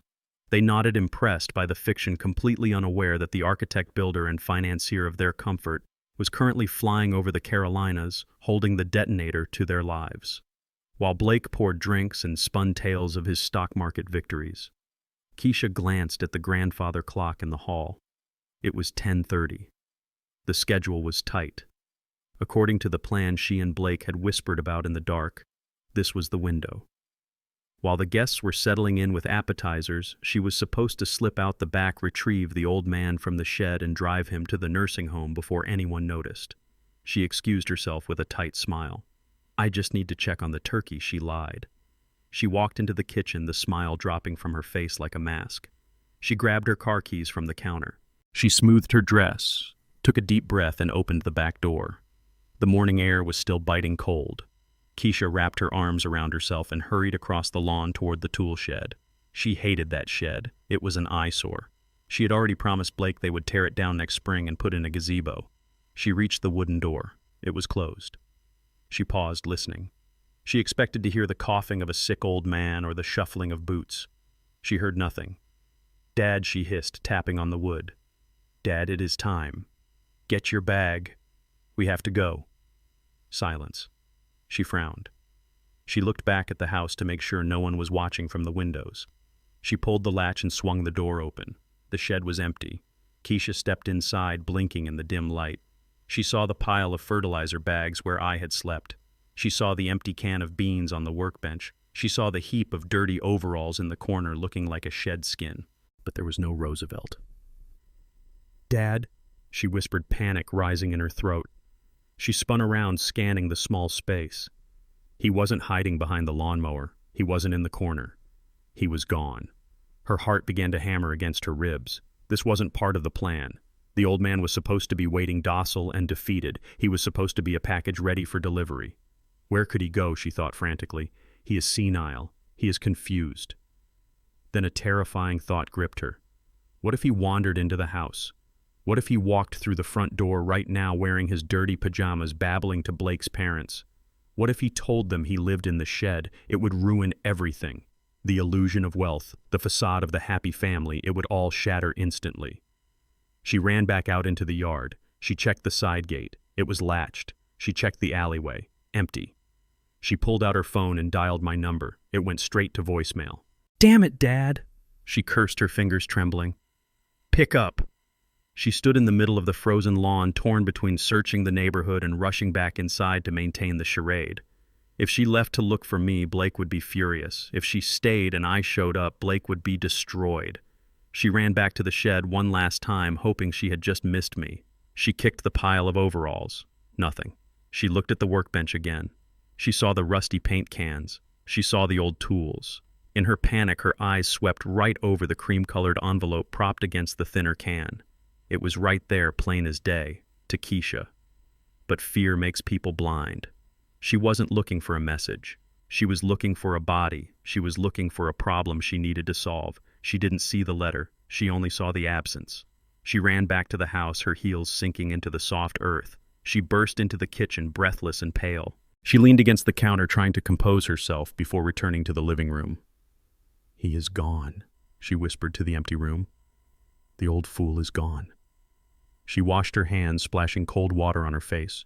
She forced the smile back onto her lips. She checked her reflection in the microwave. "He probably wandered off to the park," she told herself. "He will get lost. The police will find him. It is fine. It is better, actually. If the police find him wandering, it proves he is incompetent. It proves we were right to commit him." She straightened her dress. She took a deep breath. She grabbed a tray of stuffed mushrooms and walked back into the living room. "Everything okay, darling?" Eleanor Vanderbilt asked, looking up from her wine. "Perfect," Keisha said, her voice trembling only slightly. "Everything is absolutely perfect. The turkey is cooking beautifully." She looked at Blake. He winked at her, thinking the mission was accomplished, thinking the trash had been taken out. They sat there drinking their mimosas, surrounded by the warmth of the stolen house, celebrating their success. They didn't hear the rumble in the distance. They didn't hear the heavy diesel engines firing up 3 miles away. They didn't know that the clock was ticking down. 10:30. 90 minutes left. At 11:30 in the morning, the dining room of the house on Maple Drive looked like a centerfold from a high-end lifestyle magazine. The mahogany table, which I had refinished by hand 5 years ago, was covered in a lace tablecloth that Eleanor Vanderbilt had probably brought with her from Connecticut just to ensure the linens were up to her standards. In the center of the table sat a 20-pound turkey roasted to a golden brown, glistening under the light of the chandelier. Surrounding it were silver bowls filled with truffle mashed potatoes, glazed carrots, and stuffing made with artisan bread. It was a feast fit for royalty, paid for by the invisible labor of the man who was supposedly rotting in a nursing home. Richard Vanderbilt sat at the head of the table, adjusting his silk napkin on his lap. He looked around the room with a critical eye, nodding slowly as if he were an inspector finally signing off on a project. Eleanor sat opposite him, sipping her wine with a delicate pinky finger extended. To their right sat my grandson Trey, who looked small and miserable in a stiff button-down shirt. He was staring at his plate, his hand clutching something in his pocket. I knew what it was. It was the black titanium card. The weight of the secret was the only thing keeping him grounded. And then there were the hosts. Blake and Keisha sat across from each other, their smiles fixed and brittle. Blake was sweating. Beads of perspiration were gathering on his forehead, threatening to drip down onto his expensive suit. He kept glancing toward the hallway, toward the front door, toward the windows. Every creak of the house made him jump. He was terrified. He was waiting for the ghost of Roosevelt Jefferson to shamble in from the backyard, dirty and confused, to shatter the illusion he had built for his parents. Richard cleared his throat. The sound commanded immediate silence. He raised his crystal goblet filled with a vintage Cabernet that cost more than my weekly grocery bill. "I would like to propose a toast," Richard announced, his voice booming with the unearned confidence of old money. "To my son Blake." Blake straightened up, trying to look the part of the successful heir. "We are very proud of you, son," Richard continued. "It is not easy to make it in this economy. We know we have been hard on you in the past. We expected a lot. But looking around this beautiful home, seeing the stability you have built, the lifestyle you provide for your family, it is clear you have succeeded. You are a self-made man, Blake. You did not ask for handouts. You did not lean on anyone.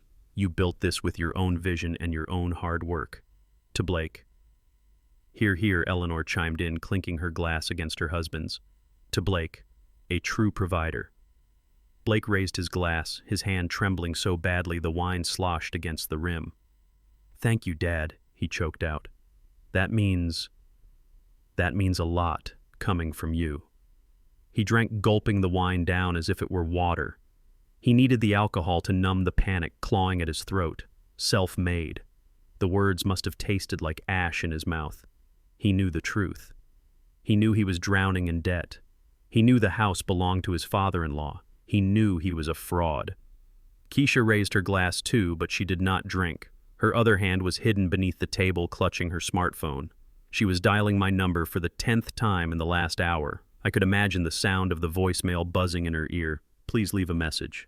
She ended the call and dialed again. Her panic was rising with every failed attempt. Where was the old man? Why wasn't he in the shed? If the police found him wandering the streets, they would bring him back here. A squad car pulling up during Thanksgiving dinner would be a disaster. Or worse, what if he had regained his senses? What if he walked into a bank? What if he called a lawyer? She looked across the table at Blake. His eyes met hers. They shared a moment of pure, terrified telepathy. They were trapped in their own lie, waiting for the inevitable collapse, but praying it would hold for just one more day. Just get through the turkey. Blake's eyes seemed to plead. Just get through the pie. Then we can find him. Then we can bury him. "Let us eat," Richard declared, picking up the carving knife and fork. "Blake, why don't you do the honors? Carve the bird for your family." Blake stood up, his legs shaky. He took the knife. He looked at the turkey. It probably looked like a judge to him. Suddenly, the water in the crystal glasses rippled. It was a small movement at first, a tiny concentric circle spreading from the center of the wine. Then the silverware rattled against the china plates. A low hum began to vibrate through the floorboards, traveling up through the legs of the table and into the bodies of the diners. Eleanor frowned, putting her glass down. "Is that thunder?" she asked, looking toward the window. The forecast said clear skies. Blake froze the knife, hovering over the turkey. He felt it. It was deep. It was heavy. It wasn't thunder. Thunder rolls and fades. This sound was constant. It was growing louder, a rhythmic, mechanical grinding that sounded like the earth itself was being chewed up. Keisha dropped her phone. It hit the carpet with a dull thud. She looked at the front window. The sheer curtains were trembling. "What on earth is that?" Richard demanded, annoyed by the interruption of his meal. "Is there road work happening on a holiday?" "Blake, you said this was a quiet neighborhood." I do not know," Blake stammered. "Maybe it is a truck, a delivery truck." The sound grew to a roar. It was the sound of massive diesel engines revving in unison. It was the sound of steel tracks crushing asphalt. It was the sound of raw, unbridled power. Then the light in the room changed. A shadow fell across the dining room window, blocking out the noon sun. It wasn't a cloud. It was something solid. Something massive. Trey jumped up from his chair and ran to the window. He pulled back the curtains. "Cool," he shouted, his voice filled with the awe of a 10-year-old boy. "Dad, look. It is huge." Blake ran to the window. He looked out. His face went white. All the blood drained from his skin, leaving him looking like a corpse in a designer suit. Standing on the front lawn, crushing the prize-winning azaleas and tearing up the manicured grass, were 3 yellow monsters. Caterpillar 349 hydraulic excavators. Their massive steel arms were raised high in the air, their buckets gleaming in the sun like the claws of prehistoric beasts. Behind them, parked sideways to block the entire street, was a black limousine and a fleet of black SUVs. And standing on the front porch, right in front of the door, was a man in a black trench coat holding a megaphone. The roar of the engines idled down to a menacing thrum. The house was surrounded. The ground was still shaking. "Oh my God!" Eleanor shrieked, clutching her pearls. "Blake, what is happening? Who are those people?" Blake could not speak. He could not move. He recognized the logo on the side of the machines, Falcon Development Group, and then the amplified voice boomed through the front door, shaking the walls. "This is a final eviction notice," the voice announced, calm and professional. "The occupants of 1402 Maple Drive have exactly 30 minutes to vacate the premises. Demolition will commence at 12:30 sharp." Keisha screamed. It was a sound of pure terror. She looked at Blake. Blake looked at his father. Richard looked at the window, his mouth hanging open. The dinner was over. The turkey would never be eaten. The bill had come due, and the collectors had brought the heavy equipment. Blake threw open the front door with the desperate aggression of a man trying to regain control of a sinking ship. He marched onto the porch, intending to scream at a delivery driver or a lost contractor. What he found instead was a wall of black wool. 6 men in tailored suits stood in a semicircle on the porch steps. They looked like undertakers who had come to bury a giant. Behind them, the 3 massive yellow excavators idled with a menacing rumble, their diesel exhaust mixing with the crisp autumn air. The drivers sat in their cabs, hands on the levers, indifferent to the holiday, waiting for the signal to tear the roof off. At the center of the phalanx of lawyers stood Arthur Thorne. He did not look like a man who was there to negotiate. He held a leather briefcase in one hand and a stopwatch in the other. He checked the time, clicked the button on the watch, and looked up at Blake with eyes as cold as the Atlantic Ocean. "Can I help you?" Blake stammered, his voice shrinking in the face of such overwhelming force. He looked back at his parents, who had followed him to the doorway, their wine glasses still in their hands. "You are trespassing. This is private property. Get those machines off my lawn immediately, or I will call the police." Thorne did not blink. He stepped forward, his polished shoes crunching on the doormat. "Mr. Blake Anderson." Thorne said, his voice projecting clearly so that everyone, including the neighbors peering through their blinds, could hear. "I am Arthur Thorne, General Counsel for Falcon Development Group. I am not trespassing. I am the representative of the legal owner of this property." Blake laughed, a high-pitched, nervous sound that bordered on hysteria. "Owner. I am the owner. Well, my wife and I, we live here. This is our home. You have the wrong address. Go away. Thorne opened his briefcase. He pulled out a document stamped with the official seal of the county clerk. This house, located at 1402 Maple Drive, was sold 7 days ago, Thorne stated calmly. The title was transferred, the deed was recorded, and the funds were cleared. The property now belongs to Falcon Development Group. We have a permit for immediate demolition to clear the site for commercial development. He held up the stopwatch. You have 29 minutes to remove your personal effects and vacate the premises. At 12:30, the structural walls come down. Behind Blake, Eleanor Vanderbilt gasped. Richard Vanderbilt stepped forward, his face turning a dark shade of red. "See here," Richard blustered. "This is ridiculous. My son owns this home. He is a successful broker. You cannot just roll up here on Thanksgiving and threaten to bulldoze a man's house. Who sold it to you? That is impossible." Thorne smiled. It was a shark smile. The seller was the sole legal owner of record Mr. Roosevelt Jefferson. Blake went white. He grabbed the doorframe to steady himself. "Rosie," he whispered. "No, that senile old fool." He couldn't. Then a spark of desperation lit up Blake's eyes. He remembered the paper. He remembered the signature in the kitchen 2 days ago. He thought he had the trump card. "You are lying," Blake shouted, pointing a finger at Thorne. "That old man is incompetent. He has dementia. And more importantly, I have power of attorney. He signed it over to us 2 days ago. I control his assets. Any sale he made is void because I did not authorize it." Blake turned to Keisha, who was cowering in the hallway. "Keisha, get the papers," Blake screamed. "Get the medical forms. Show him we own the old man." Keisha ran to the kitchen counter. She grabbed the clipboard with the insurance papers where I had scribbled my nonsense signature. She ran back and thrust them at Blake. "Here," Blake yelled, waving the papers in Thorne's face. "Look, durable power of attorney, signed by Roosevelt Jefferson. He gave us control. He cannot sell this house because we own him. You get your machines off my property or I will sue you for everything you have." Thorne took the clipboard. He adjusted his glasses. He looked at the document for less than 2 seconds. Then he started to laugh. It was a dry, dismissive sound that cut through Blake's bravado like a knife. "Mr. Anderson," Thorne said, handing the clipboard back as if it were contaminated. "Did you actually look at this document?" "Of course I did," Blake sputtered. "He signed it." "Look closer," Thorne commanded. Blake looked down at the paper. He looked at the jagged, looping scrawl on the signature line. "That is his signature," Blake insisted. "He is old." His hands shake. "That is not a signature," Thorne corrected him. "That is graffiti. And if you look very closely at the loops, Mr. Anderson, you will see that it does not spell Roosevelt Jefferson." Blake squinted. He brought the paper up to his nose. His eyes widened. He traced the lines with his finger. "I-K-N-O-W...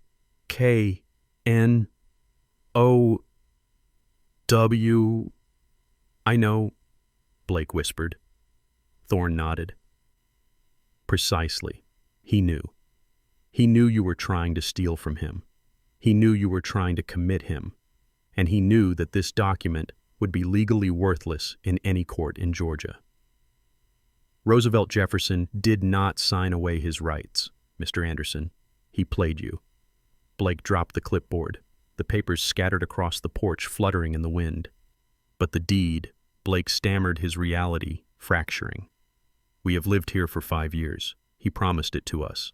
He promised you shelter." Thorne said, his voice hardening. "He did not promise you ownership.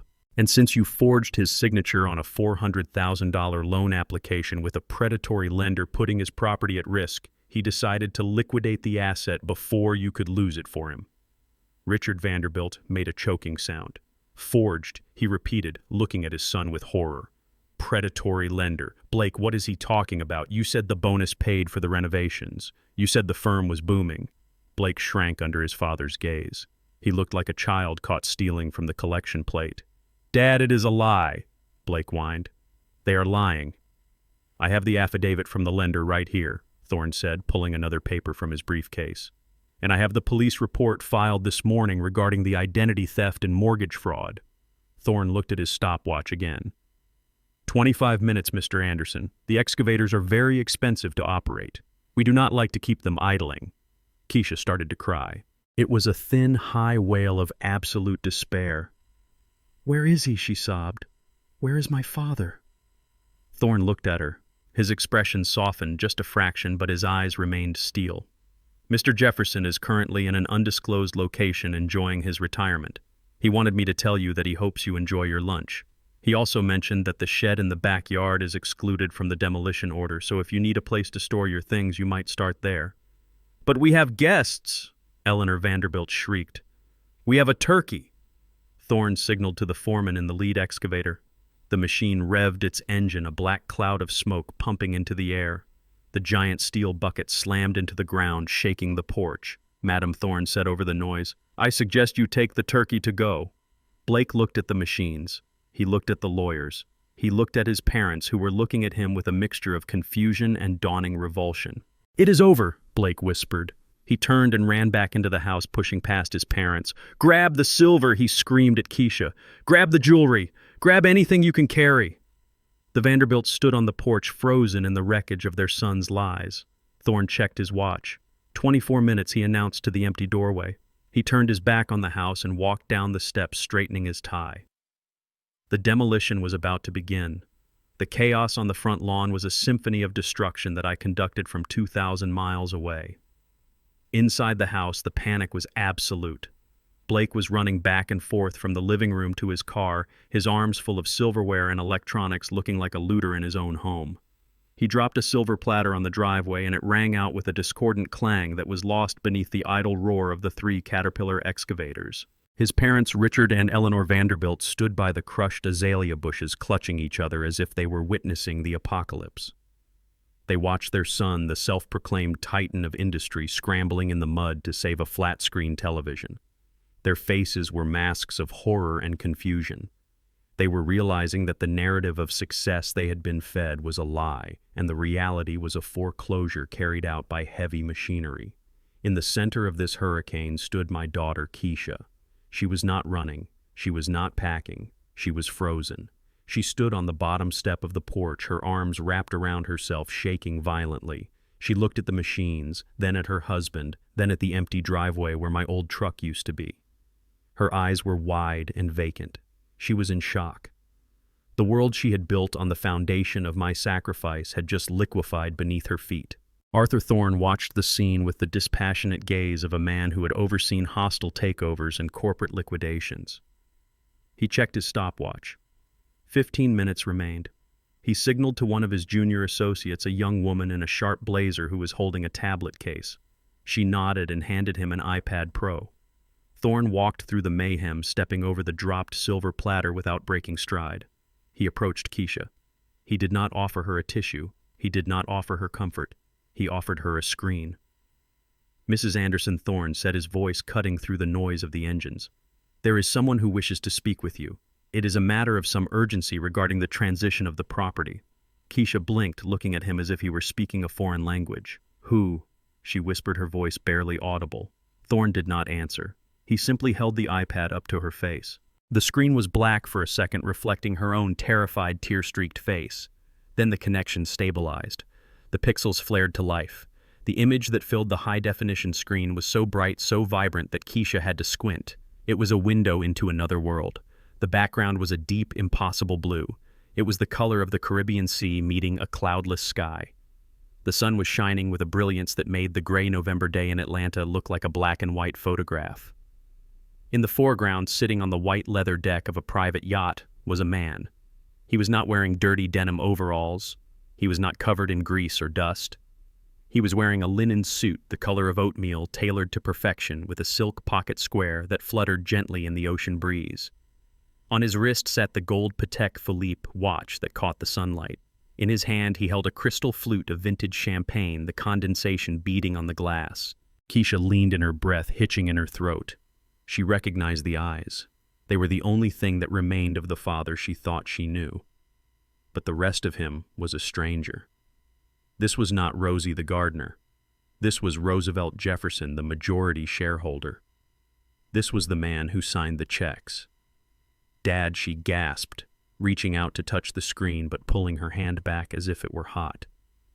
Dad, where are you? The police are looking for you. We thought you were lost. We thought you were dead. I took a sip of champagne, letting the bubbles burst on my tongue. I looked into the camera lens, looking directly into her eyes across the digital divide. I did not smile. I did not frown. I looked at her with the serene detachment of a judge delivering a verdict. "Hello, Keisha," I said. My voice came through the iPad speakers clear and crisp, silencing the nearby conversation of the Vanderbilt parents who had leaned in to see who was on the screen. "I am not lost daughter," I continued, "and I am certainly not dead. I am currently anchored off the coast of St. Bart's. I decided that the winter in Georgia was bad for my joints, and the atmosphere in my house was bad for my soul. So I decided to take an early retirement." Keisha stared at me, her mouth opening and closing. She looked at the yacht. She looked at the suit. She looked at the peace in my face. "But the money," she stammered. "The house." Blake said we owned everything. "You signed the papers. You are confused. You need to come home. We can fix this." I laughed. It was a rich, deep sound that had not been heard in that house for years. "There is nothing to fix, Keisha," I said. "And I am not confused. In fact, I have never been more lucid. I did not sign your papers. I signed a warning. You just did not read it because you were too busy counting money that did not belong to you." I leaned forward, bringing my face closer to the camera. The sunlight cast shadows across my face, making me look like a carving of stone. "You wanted me out, Keisha. You wanted to erase me. You wanted to put me in a warehouse so you could impress people who do not care about you. You wanted to turn my home into a stage for your vanity. Well, congratulations. You got your wish. I am gone." "But Dad, the house," she wailed, gesturing to the excavators behind her. "They are going to tear it down. Blake says they bought it. You have to tell them to stop. It is our home." "It was never your home," I corrected her, my voice hardening. "It was my home. It was the home I built for your mother. It was the home where I raised you. You were a guest. And you were a bad guest. You disrespected the host. You tried to steal the furniture. And you tried to bury the landlord." I took another sip of champagne. "And regarding the demolition," I said, "I cannot stop it. I would not stop it even if I could. I sold it to Falcon Development Group. I believe you know their reputation. They are very efficient." Blake ran up to Keisha, then panting, sweating, holding a box of watches. He looked at the screen. He saw me. He saw the yacht. His eyes almost popped out of his head. "Rosie," he shouted. "What is this? Is that a boat? Where did you get a boat? Tell these people to leave. Tell them I have power of attorney." I looked at Blake. I looked at the man who had called me a stray. "Hello, Blake," I said. "I see you met Mr. Thorne. He is a very good lawyer. He handles all my personal assets, including the 15% stake I hold in the company that just bought this property." Blake froze. 15%, he whispered. "Falcon. You are Falcon." "Silent partner," I said. "For 30 years. I built the office you work in, Blake. I own the mortgage on the building your firm leases. I have been signing your paychecks indirectly for a decade, and you treated me like a servant." I checked my watch. The Patek Philippe glinted in the sun. 12:25, I noted. "You have 5 minutes left." I looked back at Keisha. She was crying now, silent tears of total devastation. "Oh, and Keisha," I said, my voice softening just a fraction, but only to sharpen the blade. "That shed in the backyard, the one you made me sleep in, the one where you sent me to freeze while you drank wine with your husband." She nodded, sobbing. "I gave specific instructions to the foreman," I said. "It is the first thing to go. I want it flattened first. I want to watch it splinter, because no father should ever have to sleep in the dirt while his daughter sleeps in silk." The video feed flickered as the satellite connection adjusted. "Goodbye, Keisha," I said. "Enjoy the holiday. I hear the turkey is delicious this time of year." I tapped the screen and ended the call. The iPad went black in Keisha's hands. She stared at her reflection in the dark glass. Behind her, the engine of the lead excavator roared to life, the hydraulic arm lifting high into the air, ready to strike the first blow against the shed where I had left my final letter. The deadline had arrived. The time for talk was over. Now it was time for dust.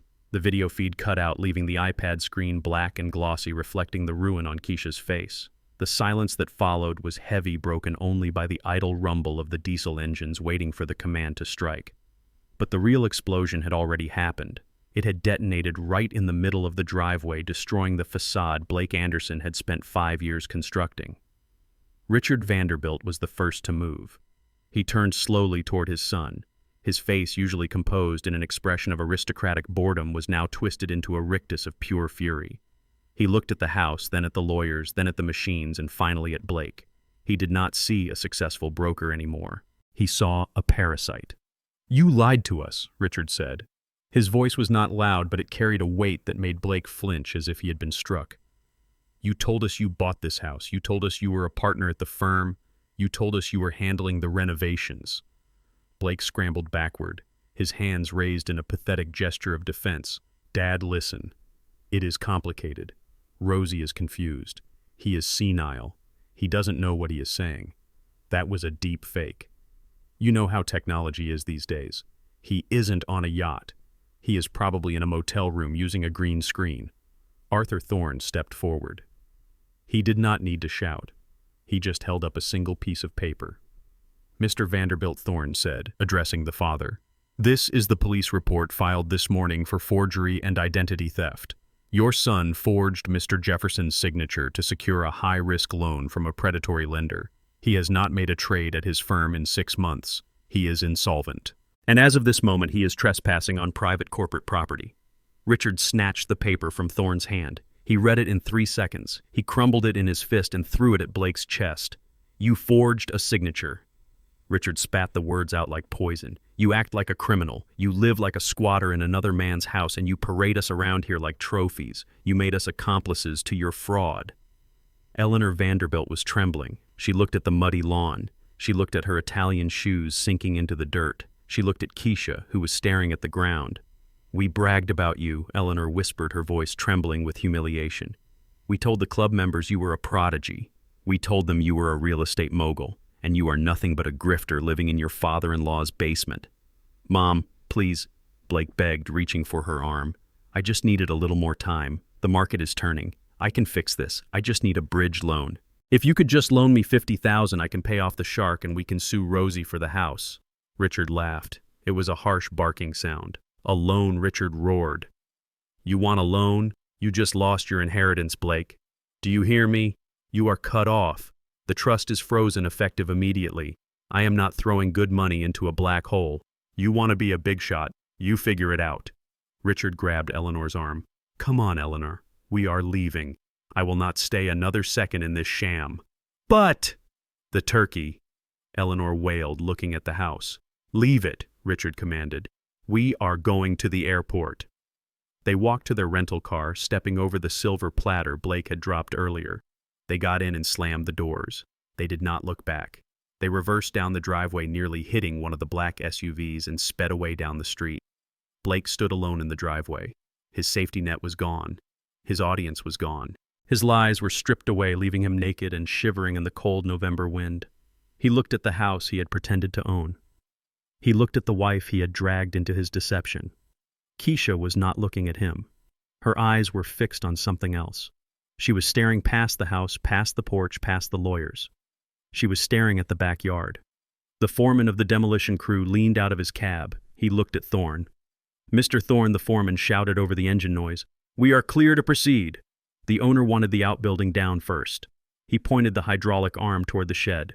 Keisha's head snapped up. Her eyes went wide. The words I had spoken on the iPad echoed in her mind. That shed in the backyard. I left a letter. She remembered. She remembered rushing into the shed earlier, looking for me and finding nothing but dust. But she had been panicked then. She had been blind. Now, with the world collapsing around her, my voice was the only thing that felt real. "Wait!" Keisha screamed.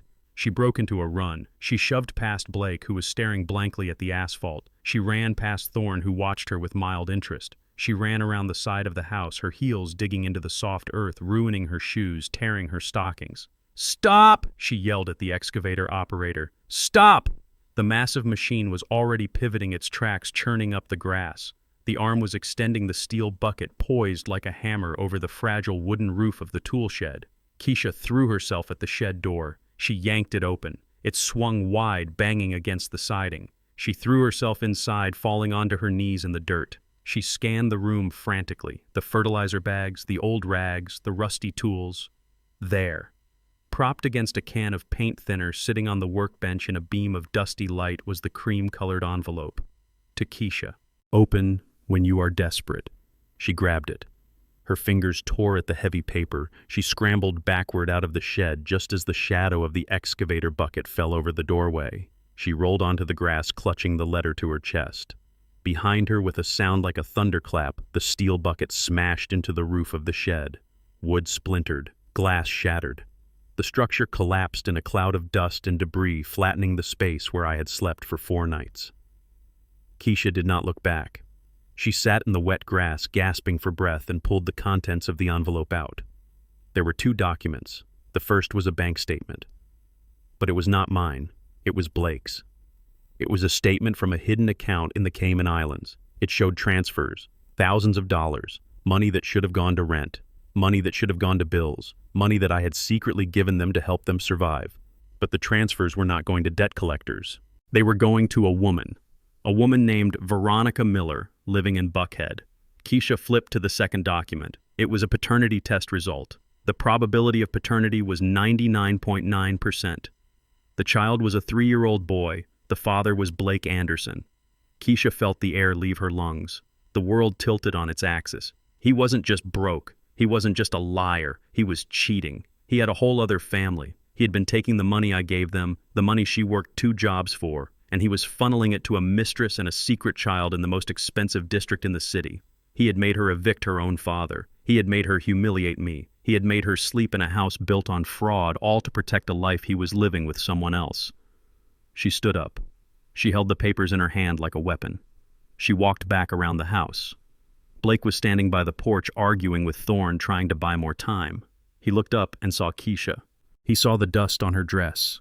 He saw the tear in her stockings. And then he saw the papers in her hand. His face, which had been pale, went gray. He recognized the bank logo. Keisha Blake started taking a step toward her. "Honey, listen. Whatever you found, we can explain it. Rosie is trying to divide us. He is manipulating you." Keisha stopped 3 feet from him. She did not scream. She did not cry. She looked at him with the cold, dead eyes of a woman who realizes she has murdered her own soul for a counterfeit coin. "You have a son," she said. Her voice was flat dead. Blake froze. "How did you—" "Rosie hacked my files. That is illegal." "Keisha, that is inadmissible. You have a son," she repeated louder, "in Buckhead. You spent $40,000 on an apartment for her last year. That was my dad's money. That was my salary." Blake looked around wildly, looking for an escape route. "It was a mistake. It happened before we were serious. I was just trying to fix it. I was trying to pay her off so she would not bother us. I did it for us, Keisha. I did it to protect our family. To protect us!" Keisha screamed, throwing the papers in his face. "You made me throw my father in a shed to protect your mistress. You made me sign those papers to protect your secret. You aren't broke, Blake. You are just spending our money on another life." She lunged at him. She clawed at his face. Blake stumbled back, tripping over his own feet and falling onto the driveway into the mud. "Get away from me!" Keisha shrieked. "Get away! I hate you! I hate you!" She fell to her knees in the driveway, sobbing uncontrollably.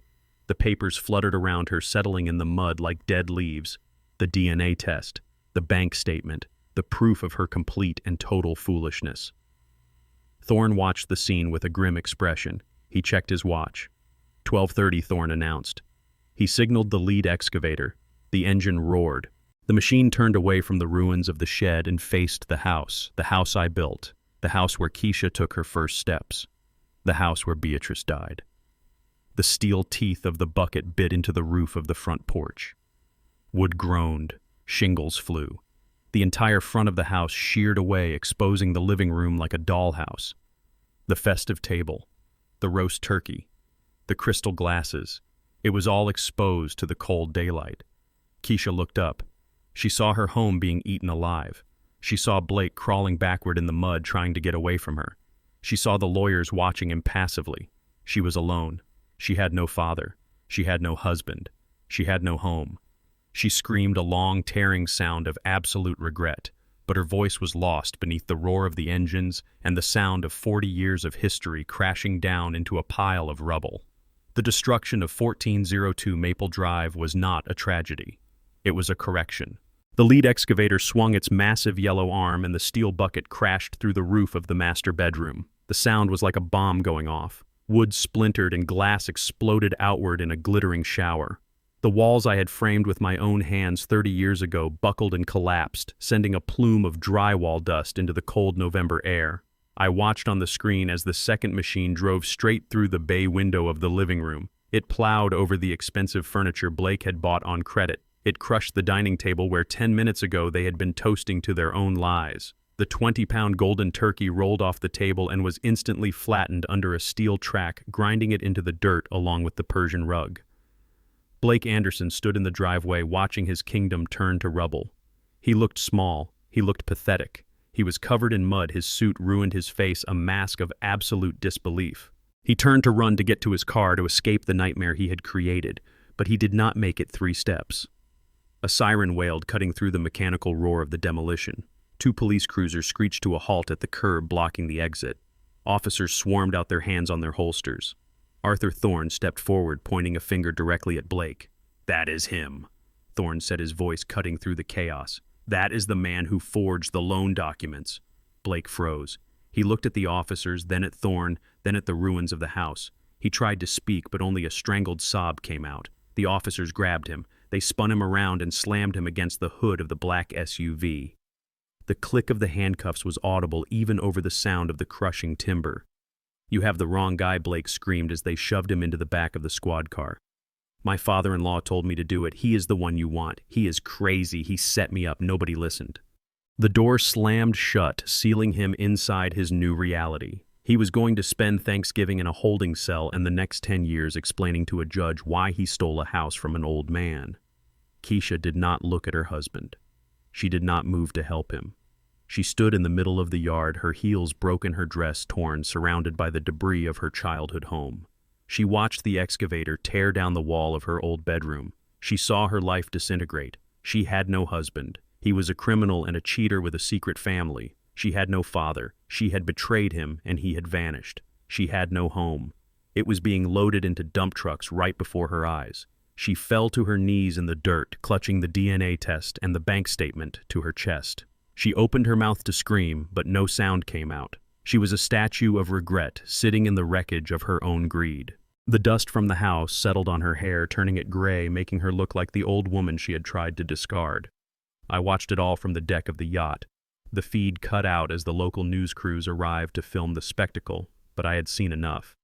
I closed the iPad and handed it to Marcus, who was standing nearby holding a fresh bottle of champagne. "It is done," Marcus said softly. "It is done," I replied. I stood up and walked to the railing of the boat. The Caribbean Ocean stretched out before me, endless and blue. The water was clear, so different from the muddy red clay of Georgia.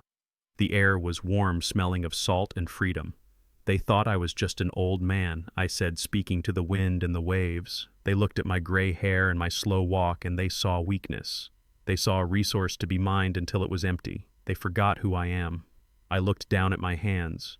They were manicured now, no longer stained with grease, but the strength was still there. I built that life from nothing. I continued, my voice gaining strength. I mixed the mortar, I laid the bricks, I wired the lights. I created a world for them where they could be safe and warm, and because I built it, I had the right to tear it down. I took a sip of the cold champagne. They wanted a Thanksgiving dinner. They wanted to show off. They wanted to pretend they were kings and queens while I ate beans in a shed. Well, they got a show. They got a lesson in structural engineering. If the foundation is rotten, the house must come down. I thought about Keisha sitting in the dirt. I felt a flicker of sadness, but I crushed it. She had made her choice. She chose the husband who called me astray. She chose the nursing home. She chose the betrayal. "I am not cruel," I whispered. "I am just a contractor. And when a building is condemned, you do not paint it. You bulldoze it." I put on my sunglasses, blocking out the glare of the tropical sun. I looked at the horizon. I was 73 years old. I had millions of dollars in the bank. I had my health. And for the first time in 40 years, I had no one to take care of but myself. "This Thanksgiving, I am not thankful for the turkey," I said, raising my glass to the empty ocean. "I am not thankful for the family that tried to bury me. I am thankful for the clarity. I am thankful that I woke up before the dirt hit the coffin lid." I turned to the captain, who was waiting in the bridge. "Captain," I called out. "Yes, Mr. Jefferson," the captain replied. "Full throttle," I said. "Let us see what is over the horizon. I am done looking back." The engines of the yacht roared to life, a deep, powerful sound that vibrated through the deck. The bow rose, cutting through the waves, leaving a white wake behind us. I watched the island of St. Bart's recede into the distance. I took a deep breath, filling my lungs with the sweet air of survival. My name is Roosevelt Jefferson. I am a builder, I am a father, and I am a free man. And as for the rubble on Maple Drive, let the weeds have it. I have new things to build. The yacht sped up, racing toward the sun, leaving the ruins of the past far behind in the wake of my own liberation. Happy Thanksgiving indeed. They say blood is thicker than water, but I learned that greed is an acid that dissolves even the strongest bonds. My daughter and her husband made the fatal mistake of valuing my net worth over my self-worth. They saw an old man and assumed weakness. They saw silence and assumed submission. They forgot that the architect knows exactly where the structural weaknesses are. The lesson here is brutal but necessary. Never disrespect the hands that built your life. You can only push a good man so far before he stops building bridges and starts demolishing them. Dignity is non-negotiable. If you believe in this kind of justice, hit the like button and subscribe to the channel for more stories of truth and retribution. Tell me in the comments, did I go too far, or did they get exactly what they deserved?